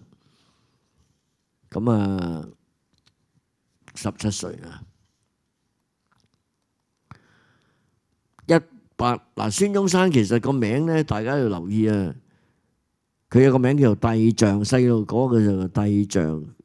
佢入皇仁，即係入中央書院嘅時候，用嘅名係帝象，大家要留意。但係我成日都覺得好奇怪，佢屋企點會改個咁嘅名？想斬頭咩？有皇帝之象喎，即係點可以改個咁嘅名啊？叫做帝象。咁但係其實佢從來都係得一個名嘅啫，就係姓孫，叫做阿文。孫中山呢班友安佢落去嘅。咁啊，孫中山個名點嚟嘅咧？就係佢喺日本逃亡喺日本嘅時候咧，咁啊某一日咧，佢就入去間酒店，呢酒店問佢咩名，佢又唔使攞證件喎，幾好笑啊！你咩名啊？咁佢係啱啱即係其實佢好多名嘅，你知道，因為佢一路逃亡咧，就好多假名。咁佢就話啊，佢啱啱好似經過一間中山唔知侯爵嘅屋企，咁佢諗起佢叫中山朝啦咁所以佢個名就叫中山朝。咁啊冇一個朝字就變咗中山，咁所以啲人就叫做中山啊。其實佢係所有嘅簽名都係寫孫文嘅，冇中山嘅，冇中山嘅。但係我哋就叫佢孫中山。咁啊佢就即係12歲就跟阿媽去咗檀香山啦，因為佢個阿哥孫眉咧好早已經去咗檀香山。咁啊佢就跟阿媽去咗檀香山。去咗檀香山咧，佢阿哥真係好唔話得。通常咁嘅情況咧，你即係小朋友去到一定要打工嘅，一定要幫阿哥睇鋪啊咁。但係佢阿哥俾佢讀書，嗱呢樣嘢真係佢要好感激嘅呢個阿哥，好少會有嘅，一路俾佢讀書再讀英文，聖公會嘅學校。咁啊，所以一路讀英文，咁啊，直至到1883年咧，佢就話要入教喎。咁啊，佢阿哥聽要入基督教，梗係拍台啦，搞錯！你其實想入教嗰陣時候入教好大件事噶嘛。咁好，你入教話送你翻去鄉下啦咁。咁啊點解知佢翻去鄉下又竟然將人哋個廟度個佛像隻手又咬斷咗？咁啊，於是就不容於鄉啦。咁啊，所以嚟咗香港。咁啊嗱，嚟香港就犀利啦。佢由1883年嘅冬天就嚟咗香港。首先就因為讀拔萃，點解咧？因為佢喺嗰邊係讀開聖公會學校，好自然喺香港就會讀拔萃。咁但係佢唔知點解又唔中意拔萃，就好短時間就去咗中央書院，即係我哋今日嘅所謂皇仁啦。咁但係孫中山讀書嘅方法咧，其實都好笑嘅。如果你睇孫中山年譜咧，嗱呢個就係佢嘅即係所謂故居啦。其實佢就根本冇乜喺度住過嘅。孫中山咩時候喺呢度住咧？我喺度考證諗到我頭泡，我都諗到，最後諗到啦。嗱，孫中山好得意啊！佢18歲佢讀中央書院，佢讀下又翻咗去檀香山，讀下娶老婆。嗱，我諗佢喺呢度，嗱呢間嘢係佢個阿哥會展翻嚟起嘅。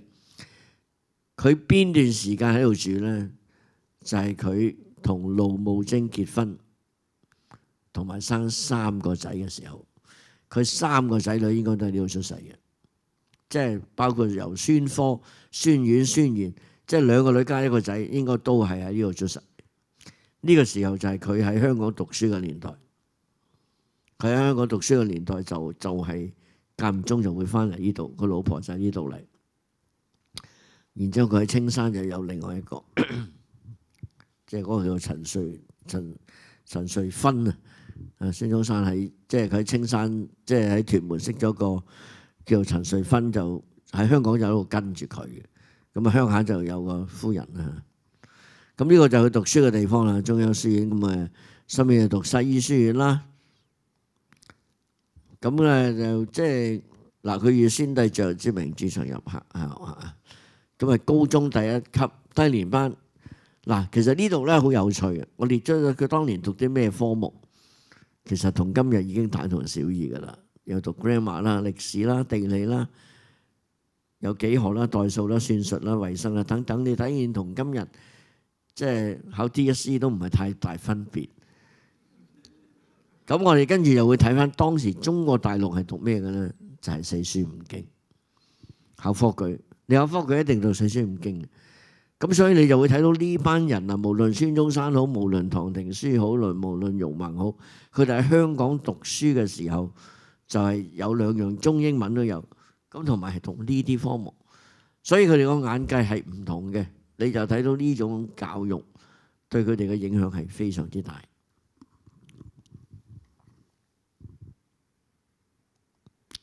咁呢個咧就係即係好緊要嘅，就係教會對佢嘅影響啦。即係呢個當然咧就好有趣嘅，就係無論台灣同大陸都唔係好想提嘅嘢，但係我哋香港就覺得呢樣嘢好重要，因為孫中山先生喺香港受洗成為基督徒，佢點解會讀醫啫？就係因為佢想去傳教啊嘛。佢當年係充滿即係熱誠要去傳教。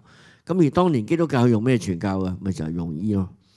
佢個老師有個老師係Charles Hager，希德里牧師係醫生嚟噶嘛，佢一路跟希加里牧師噶嘛，咁所以希加里牧師佢咪跟希加里牧師讀醫咯。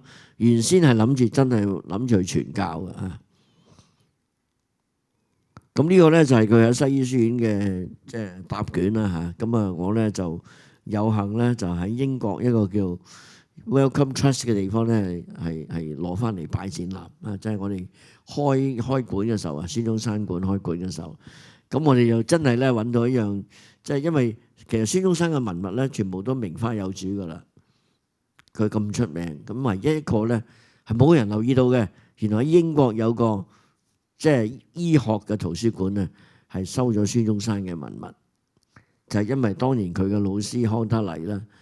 係離開香港嘅時候咧，竟然將成個西醫書院嘅 record 攞走咗，咁都得嘅。咁但係因為佢真係全靠佢攞走咗，咁然之後佢嘅後人又將佢捐咗俾 Wellcome Trust，所以咧我哋就可以見到孫中山嘅一啲文物咧，原來喺英國啦。嗱呢個係佢嘅試卷啦。咁啊我唔識啊，因為我問過好多即係醫生朋友啦。咁啊點啊呢樣試卷考成點啊？咁即係大家都含糊其辭嘅，唔知點解。都話以考試嚟講，幅圖都畫得幾好，唔知點解個個都係咁講喎，真係咁都唔需要咁委婉㗎，即係講係就係啦。咁大家知道當年得兩個人畢業啊，就係佢同江英華，咁佢係考第一嘅。咁但係大家知道孫中山讀嘅呢個唔係一個 degree 嚟嘅，呢個係一個我諗係 diploma 嚟嘅啫。唔知 certificate 定 diploma 嚟嘅，所以佢畢咗業之後唔可以喺香港行醫係有原因嘅。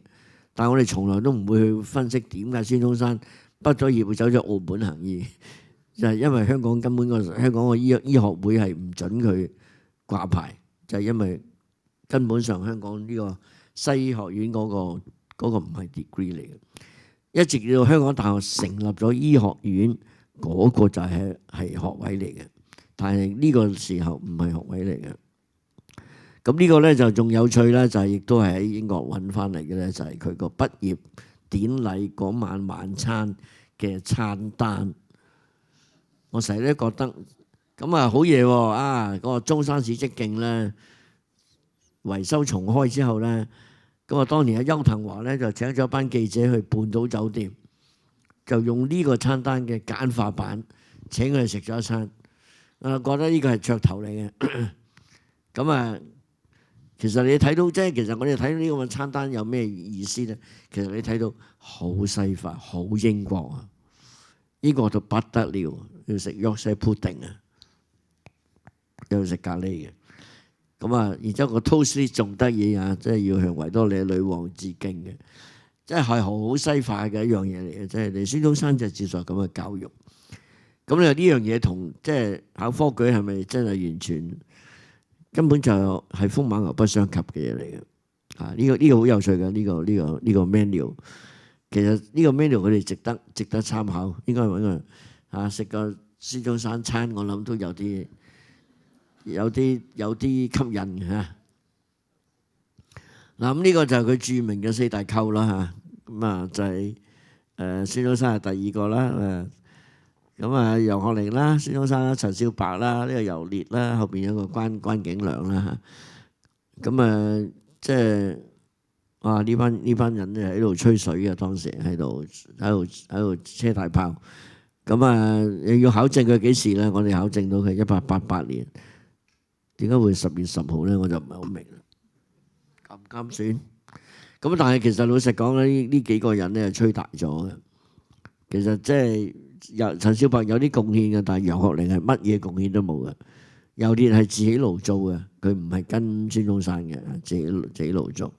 咁而後邊呢個人係冇革命到，因為屋企有錢，唔俾佢革命。咁但係佢就做咗名醫啊，亦都食咗養和醫院嘅其中一個創辦人。就係同埋呢個即係西醫學會嘅中華醫學會嘅一個創辦人啊，都係一個好重要嘅人物嚟嘅。咁呢個咧就係孫中山喺呢個係一個好奇怪嘅相嚟嘅，呢個 show 俾大家睇。因為當時嘅興中會嘅會長係楊衢雲，呢個喺日本影嘅，日本人都幾講論資排輩嘅，咁但係孫中山係企喺後邊。咁呢個就係佢個死黨啊，宮崎滔天啊！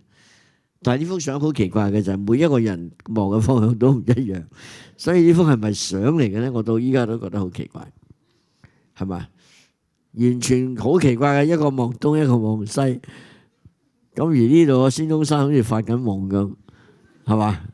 好怪，呢幅相係怪相嚟，真係要考證啊！呢幅咩相真係怪到不得了。除咗呢個好正經之外，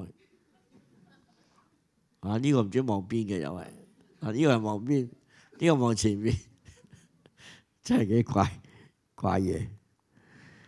咁嗱，我哋講咗啦，即係佢喺香港讀書啦嚇，咁當然佢亦都香港策動革命啦。咁我哋就唔再講呢個一步步咁長。但係我呢度值得留意嘅咧，就係佢自己承認佢嘅思想係嚟自香港，呢樣好緊要嘅。1923年2月20號啊，咁啊其實咧就係其實舊年咧就係啱18年，2023年，所以舊年嘅2月20號咧，我特登要求喺皇仁講一個 talk，就講翻呢一次佢喺香港大學講啲，我覺得好有意思。啱18年啊，冇人留意喎，完全香港大學又唔知，皇仁又唔知。咁香港大學梗係唔知咧，冇人知嘅，冇人理嘅呢啲嘢。咁跟佢咧就係香港大學學生會邀請佢香港大學演講，咁就喺大禮堂用英語進行啦。咁咧就有啲官出嚟嘅，有阿施勳喺度啦，咁何東喺度啦嚇。呢幅相就非常出名啦。孫中山坐喺呢度啦，咁佢個即係何世禮何世儉啊，何東個大何世儉啊。咁呢度咧就係呢個孫科，其他人好難認啊。呢個係咪廖仲愷唔係好肯定。即係佢喺大堂嗰度講完之後咧，就即係出到嚟呢度咧就影一幅相。咁我都唔係好明點解講，但係唔喺呢個位起個碑，呢個奇怪嘅，明明喺呢個位嚟嘅，即係喺陸佑堂出嚟側邊個位。嗱，咁呢個咧就好緊要，因為佢喺呢度咧就講咗一句咁嘅話。I feel as though I have returned home because Hong Kong and its university were my intellectual birthplace。咁因為咁講咧，香港大學就有理冇理咧，就將孫中山列咗佢嘅舊生啦。我係唯一一個死都唔承認嘅一個。咁有啲人就嗰陣時有個過咗身啊，有位仁兄咧就佢話：如果孫中山唔係香港大學學生咧，我就唔認香港大學咁，唔知點咁樣嘅。咁其實嗰個問題係咁嘅，孫中山讀嗰間叫做西醫書院，我哋要睇佢係咪同一樣嘢，要睇個辦學團體。西醫書院唔係政府辦嘅，西醫書院係基督教辦嘅，根本係兩回事。你依家香港大學嘅醫學院同西醫書有兩碼子事。不過孫中山先生，你明白佢係一個政治家嚟嘅，佢去到邊度講嘢，佢都幾識，即係我哋自己都會嘅，都會係有少少討好當地人咧，講到好親切。所以佢話 Hong Kong 同埋佢個 University 係佢個 intellectual birthplace， 但香港就真係佢個 intellectual birthplace， 呢個係事實。因為佢喺香港讀書啊，我哋正話睇到嗱，佢呢個咧就好有趣嘅。佢話咧，現時香港有60幾萬人，皆享安樂，亦無非有良好政府。希望各學生咧喺本港讀書，又以西人為榜樣，以香港為模範，將來翻國建設一良好政府。吾人之責任方圓，吾人之希望方達，極望諸生勉之。咁啊，其實講英文嘅，咁啊俾人譯到咁文雅嘅啫。咁啊，即係佢以香港為榜樣，咁啊的而且確當時嚟講，香港係即係好突出㗎，即係當年比佢嘅家鄉或者比廣州都要先進啊。咁所以起碼我哋知道啦，孫中山佢嗰個即係思想來源，的確係香港啊，呢個係好重要嘅。即係我諗佢亦都要引以為榮嘅。韋旭我諗簡單講啦，佢即係最出名就係寶山道啦，即係我哋。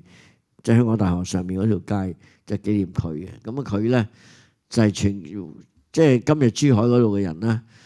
咁啊，姓韋嘅嚇，咁啊佢個父親叫韋光，其實係個乞衣嚟嘅，就係由傳教士撫養長大，就喺馬禮遜學校紀念學校讀書。後來做咗有理嘅買辦啊，所以都係呢間學校讀書都唔錯，可以做買辦。咁啊，韋旭咧其實係富二代嚟嘅，因為佢去呢個蘇格蘭讀書。翻嚟就繼承父業，咁啊佢就係東華主席啦。咁啊香港政府就好器重呢啲，即係喺英國留學翻嚟嘅人，當時好少嘅。佢又富二代，仲係有理銀行嘅買辦，咁所以咧就揾咗佢做呢個立法局議員啊。咁啊1908年咧就做咗阿 Sir 添，封咗做爵士。咁啊心上呢個香港半山嘅寶山道啊嚇，就以佢嘅命名嘅。咁啊呢個就係韋寶山啊，咁啊佢就係一個買辦嚟嘅。咁啊呢個係有理銀行嘅，當時係發鈔銀行嚟嘅，我哋知道啊。好啦，我哋跟住重點就講呢個家族。呢個家族咧就到今日係第富5代，我哋香港係唯一嘅富5代。我想唔到第二個家族可以富5代，因為佢由第一代嘅莫士陽開始，第一代係莫士陽，第二代咧就係莫祖全，第三代莫幹生。去到第4代咧就唔做再買辦啦，做咗係 professional， 就係莫慶堯醫生。咁跟住5代咧就依家去到即係莫華乜啊、莫華乜啊嗰啲啦，啊嗰啲咧就係第5代啦。奠基人就係呢位仁兄叫莫士陽。莫士陽咧就係其實佢早年咧係13行裏邊嘅一間最細嘅公司。當然啦，族譜就話佢好有錢啦，但係傻啦，我真係唔信佢有錢。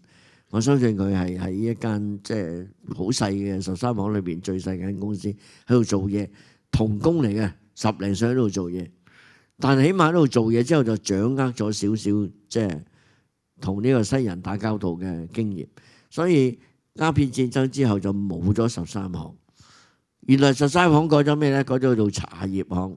因為西人買香喺中國買得最多係茶葉，佢就喺其中一間茶葉行做，慢慢就做咗即係呢個瓊記洋行嘅買辦。呢個係 Augustine Hurt and Company。Augustine Hurt and Company 係咩嚟嘅咧？咁美國商行。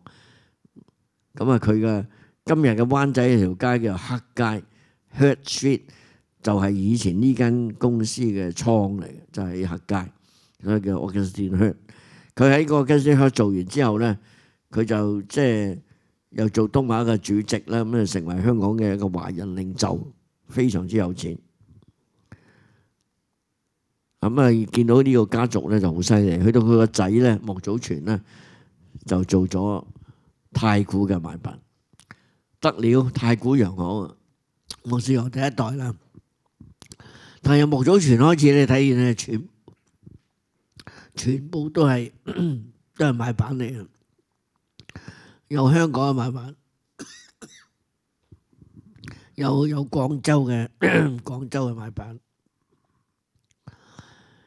有青島嘅，你睇下。所以佢呢個莫家咧，幾乎係壟斷咗太古所有嘅賣辦嘅位置。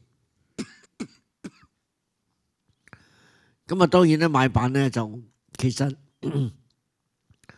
除咗賣貨之外咧，佢自己做好多私房生意。佢有啲自己開南北行啊，好有錢啊！嗱，我哋知道，譬如莫祖全，佢知道嗰啲太古糖咧要用即係啲麻包包裝嘅，佢就開一間麻包廠，專門賣俾太古嘅。咁啊，嗰度又不揾一筆咯。咁然之後太古咧嗰啲煉糖咧，原來有啲最後有啲糖水出嚟嘅，佢收埋啲糖水又賣俾豉油廠。咁啊，最後自己開埋豉油廠添。咁啊，但係後尾咧到莫佢個即係佢個仔莫幹生嘅時候咧出事。太古洋行發現個老闆發現，佢哋買嗰啲麻包仲貴過出邊，就知道佢哋慢慢就知道全部都揾公司笨。咁所以就將賣辦個位斬咗，冇咗賣辦啦。所以一路去到莫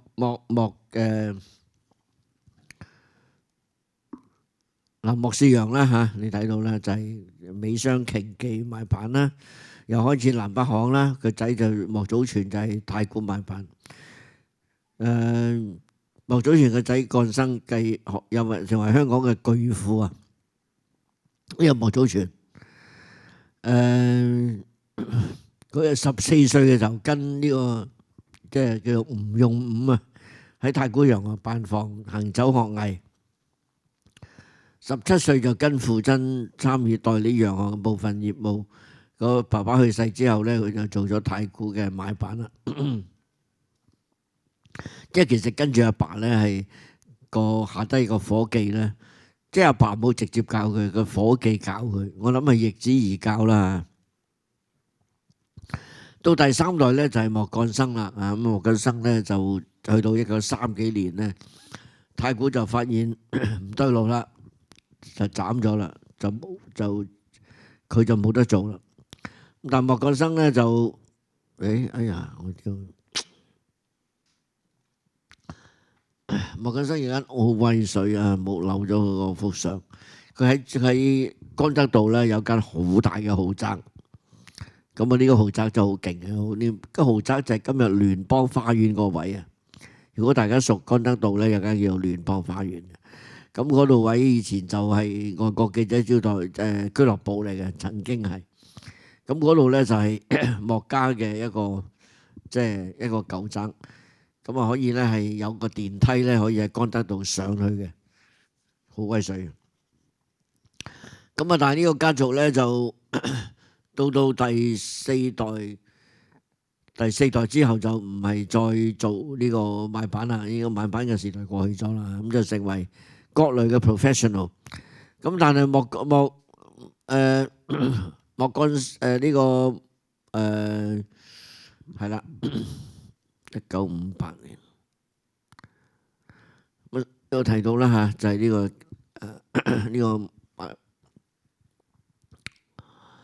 當年嗰啲香港嘅有錢人啦嚇，成班唔係南北行就係金山莊啊、賣辦啊諸如此類。咁啊跟住咧就講一位叫即係另外一類啦，我哋叫呢個叫馬應彪。嗱，我哋睇佢嘅出生年咧，佢係比孫中山咧係大2年嘅。孫中山1866，佢1864。佢咧係中山沙中人啊，佢就真係唔係珠海啦，佢係跟住係石岐嘅。咁父親早歲咧出洋去澳洲做礦工，佢咧喺屋企咧就耕田。咁啊到大個之後咧，佢就落去澳洲啊，就喺菜園打工，工餘勤學英語啊。數年後咧就自立門戶，經營自己嘅菜園，所以好叻㗎，都係咧係白手興家嘅。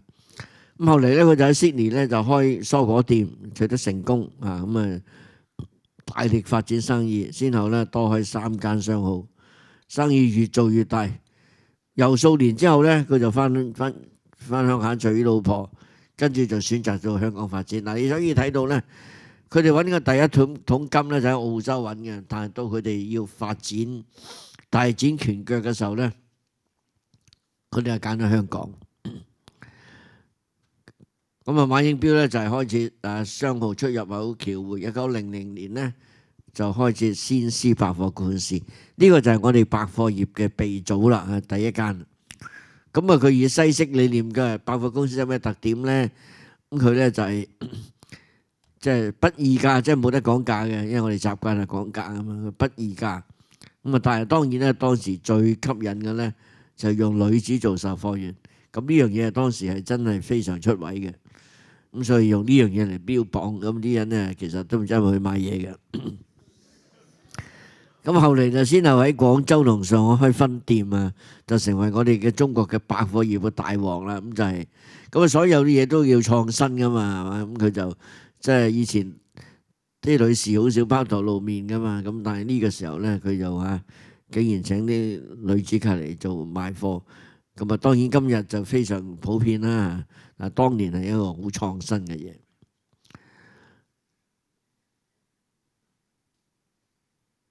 咁呢個就係先施公司啊。佢英文佢名改得好好啊，善思啊，真係好善思啊。但係點解中文叫做先施咧？幾奇怪喎，諗起施捨喎。先施先俾咗啲嘢你先啊，先俾咗啲好處你先啊，可能係環球先始創不二價，統辦環球貨啊，幾犀利啊！當年就咁樣啊。咁啊，其實馬英標都好咩嘅，佢都係佢支持孫中山革命嘅嚇。咁啊，亦都捐過唔少錢俾孫中山嘅啊。咁啊，另外一個咧就係永安啦。其實咧，馬英標嘅家鄉同呢個郭氏兄弟家鄉咧好近嘅，好近好近。所以我哋通常咧去完先咗去馬英標家鄉，然之後過隔離咧就係永安嘅家鄉啊。咁啊，永安就係兩兄弟啦，咁啊都係中山人啦，世代務農啦。咁啊，先係郭樂咧就澳洲打工啊，咁然之後15歲郭全咧就去檀香山。咁所以咧，其實大家都係家鄉即係麻麻地咧，咁啊大家都要出洋。因為中山好興出洋嘅，啊咁又特別係去檀香山嘅特別多啊。咁啊，可以睇啦。咁所以咧就係學習英語啊咁啊，佢兄長喺澳洲嘅生意就唔錯喎。咁跟住佢就即係去咗澳洲同佢兄長會合啦。6年之後咧，又去斐濟開百貨公司。咁啊，佢喺澳洲有間叫永安果欄嘅，獲利甚豐。咁所以佢最初喺澳洲發展嘅。1907年帶住南半球陣嚟嘅資本到香港開永安百貨公司。亦都係睇中咗香港，亦都係香港開第一間永安。咁所以睇見先施永安都係香港成立嘅。咁當然啦，今日就呢兩間都真係仲有冇啊？幾乎仲有啊！幾乎上環仲有啊！哦，都仲有係嘛？咁都好啲啊！以為冇咗啦。上海就好大間添，上海好大間啊！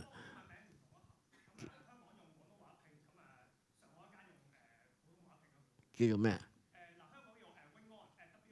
係啊，用安啊，係用安啊，好啊，啱嘅。咁但係永安咧就擴張得好犀利啦，因為先施由頭到尾都係百貨公司，但係永安咧就有銀行、有紡織、有地產、有保險。咁啊，我唔知佢其他業務依家搞成點啦，即係後人都好似麻麻地啊搞得。咁呢個澳洲雪梨啦，咁跟住就係香港嘅永安啦。咁啊好啦，我諗我講到呢度差唔多啦，時間差唔多啦嚇。好啦，咁我咧做一個簡單嘅總結啦。咁其實你會睇到咧，就係簡單地講咗澳門嘅情況，咁同埋咧就即係好突出想講嘅咧就係。即係喺呢個珠海呢個地方啊，喺呢個晚清嘅時候、民初嘅時候係出現咗好多人啊。呢啲人咧，其實你睇到啦，有啲咧係香港讀書，有啲係嚟到香港先至發展嘅。譬如你啲買辦多數都係喺香港即係發展啦，咁就可以咧係可以講係即係建功立業啦。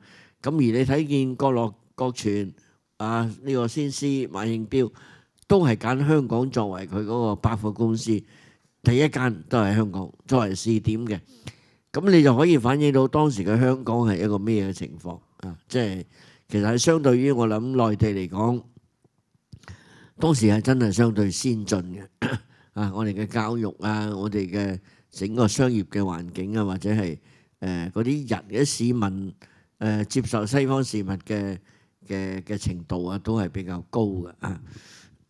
咁我呢度咧就好抱歉，因為我應該有一張 slide 咧，就係我睇下有冇喺度先啊，可能冇啊，就講咗即係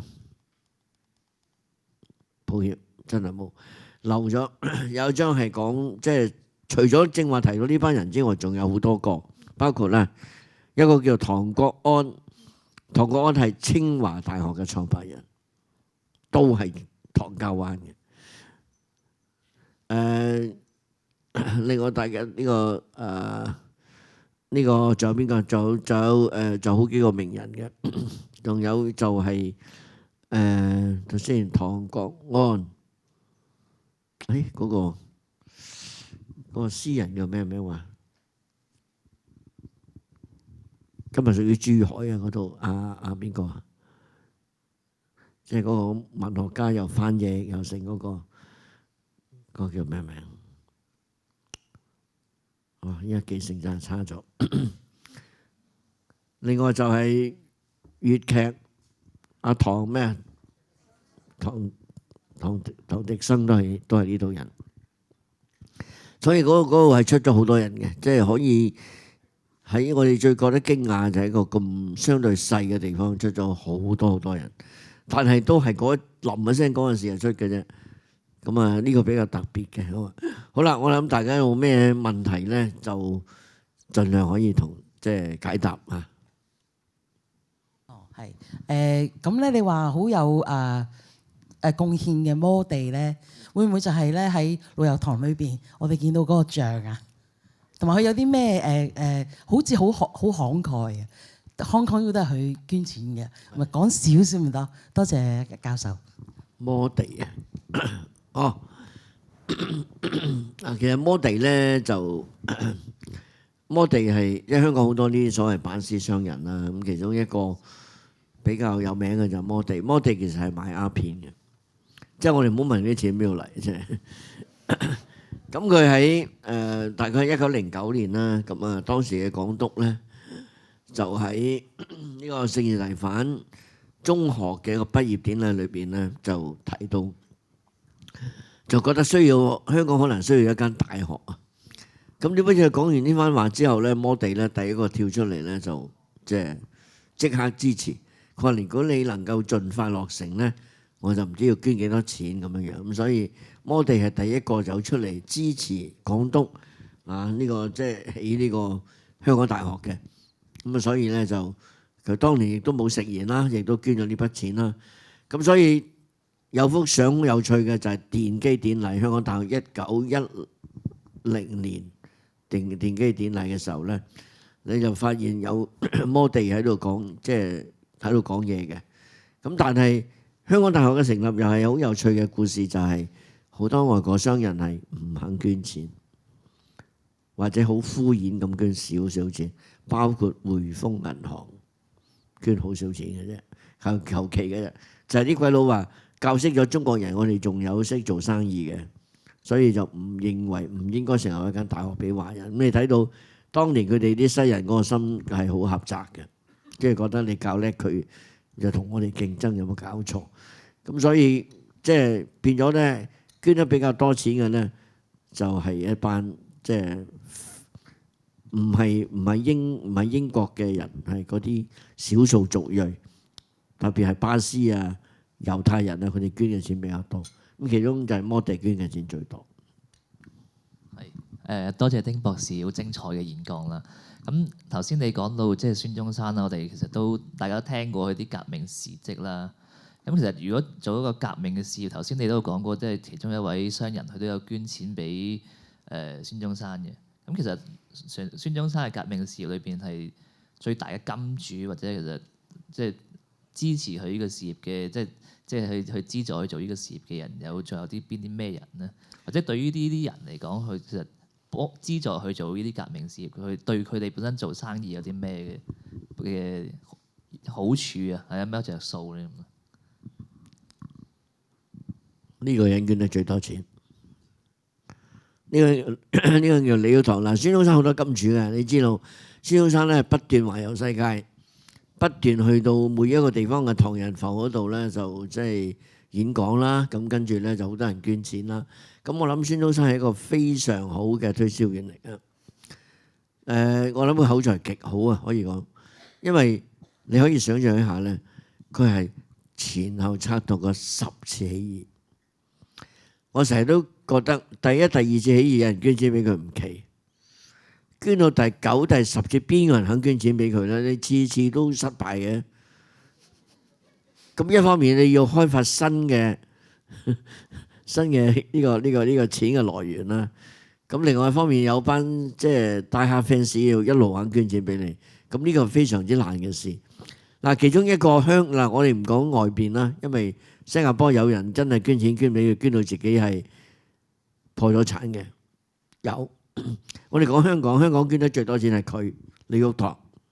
李玉堂係咩人咧？呢個講先，佢係台山人。本來想介紹佢嘅，因為佢係四邑人啦，真係四邑啦，佢係台山嘅啊。咁佢咧就喺美國即係做完一輪嘢之後再翻嚟嘅。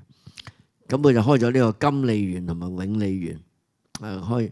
咁然之後咧就係好犀利，佢1902年咧就組織咗一個叫聯益保險公司，又創辦康年人壽，當年都有名嘅，開創國人購買人壽保險嘅風氣，呢個係好犀利嘅。跟住創立咗聯泰、羊城、上海聯保，就打破外國即係保險公司，佢亦都係保險公司大王嚟嘅。咁所以佢係好犀利。係啦，佢啲分店咧遍佈國內南洋。咁佢係1912年，呢個最緊要啦，就係創立咗廣東銀行。廣東銀行嘅 founder 就係佢，因為經營有道咧，就周道有佢嘅分店等等。嗱，另外嚟講咧，仲要講一樣嘢咧，就係喺辛亥革命成功咗之後咧，就即係我哋知道啦，就兩廣總督當年嘅張明祺就走咗啦。咁咧就於是乎廣州就即係變咗一個冇政府狀態。咁當年嘅胡漢民咧就帶咗10幾個人咧就翻廣州設立一個軍政府，即係革命成功咗之後，咁胡漢民就成立軍政府。胡漢民帶咗咩人翻去咧？就帶咗成班四邑商人翻去，帶頭嘅就係李玉堂，翻去做財政部長。所以李玉堂係翻咗去做廣州軍政府嘅財政部長。另外有翻去嘅就係林護，我哋依家成日知道有一間叫林護中學，就唔知道林護原來係一個支持革命嘅大金主，佢係捐好多錢嘅，佢係一個建築商。咁另外仲有成班商人咧，10幾個商人係跟住胡漢民翻咗去呢個廣州設立軍政府，同埋咧係即係支持呢個革命。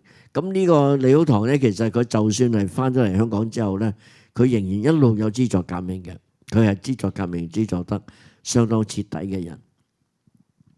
所以如果係即係另外就係林護啦，咁啊大家如果去過林護嗰個即係喺薄扶林墳場嗰個墓咧，係國民政府主席林森嘅題詞，係孫科寫嘅悼文。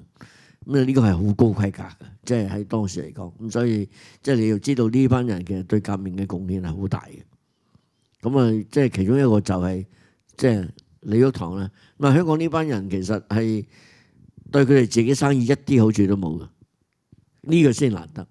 即係呢個先難得，特別係即係當然民國之後就唔同啦，就你就已經係即係一個因呢個係即係建立民國有功啦。咁但係晚清嘅時候其實都幾牙煙嘅，隨時即係生意都冇埋。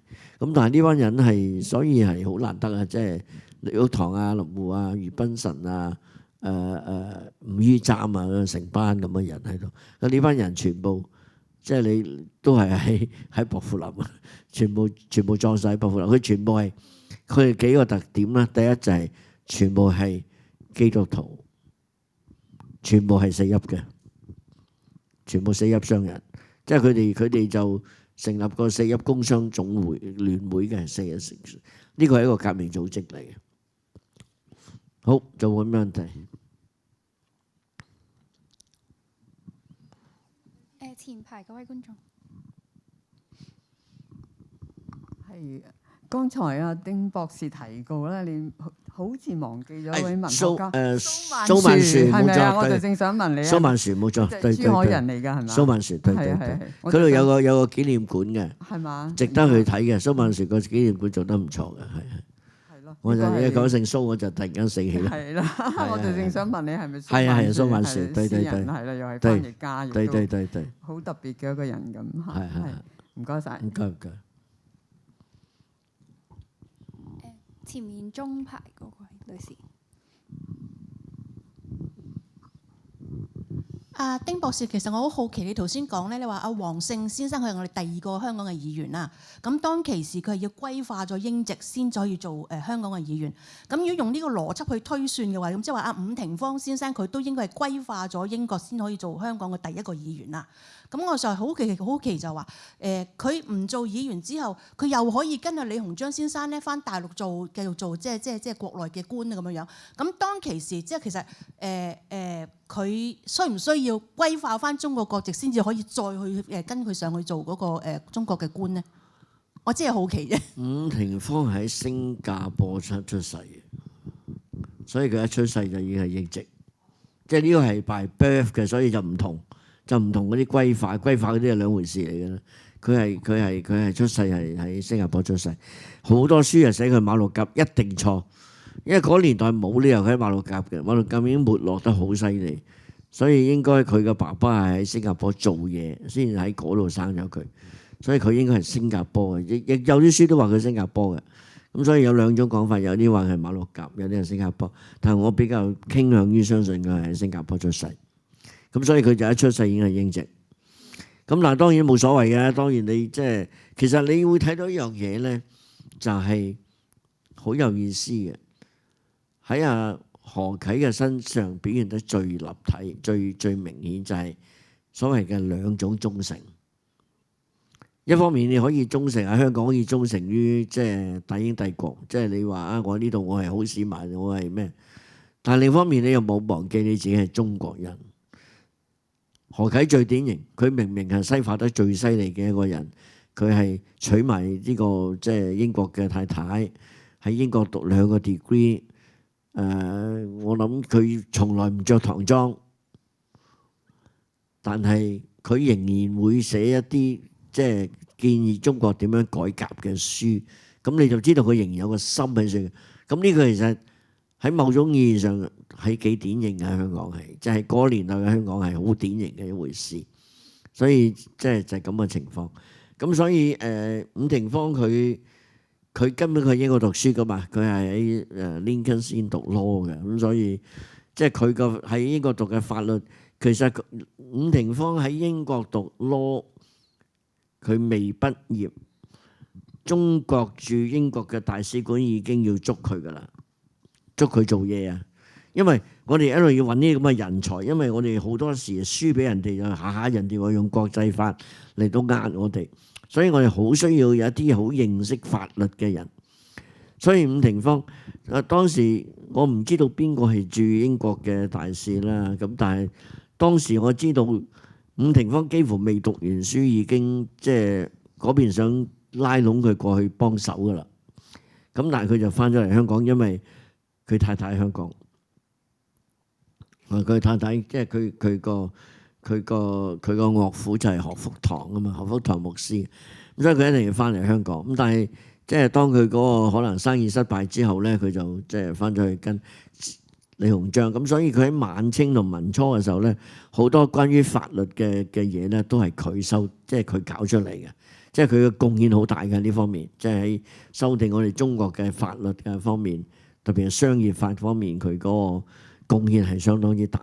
即係呢個伍廷芳啊，咁亦都做過廣東省長咧嚇，即係做過廣東省長。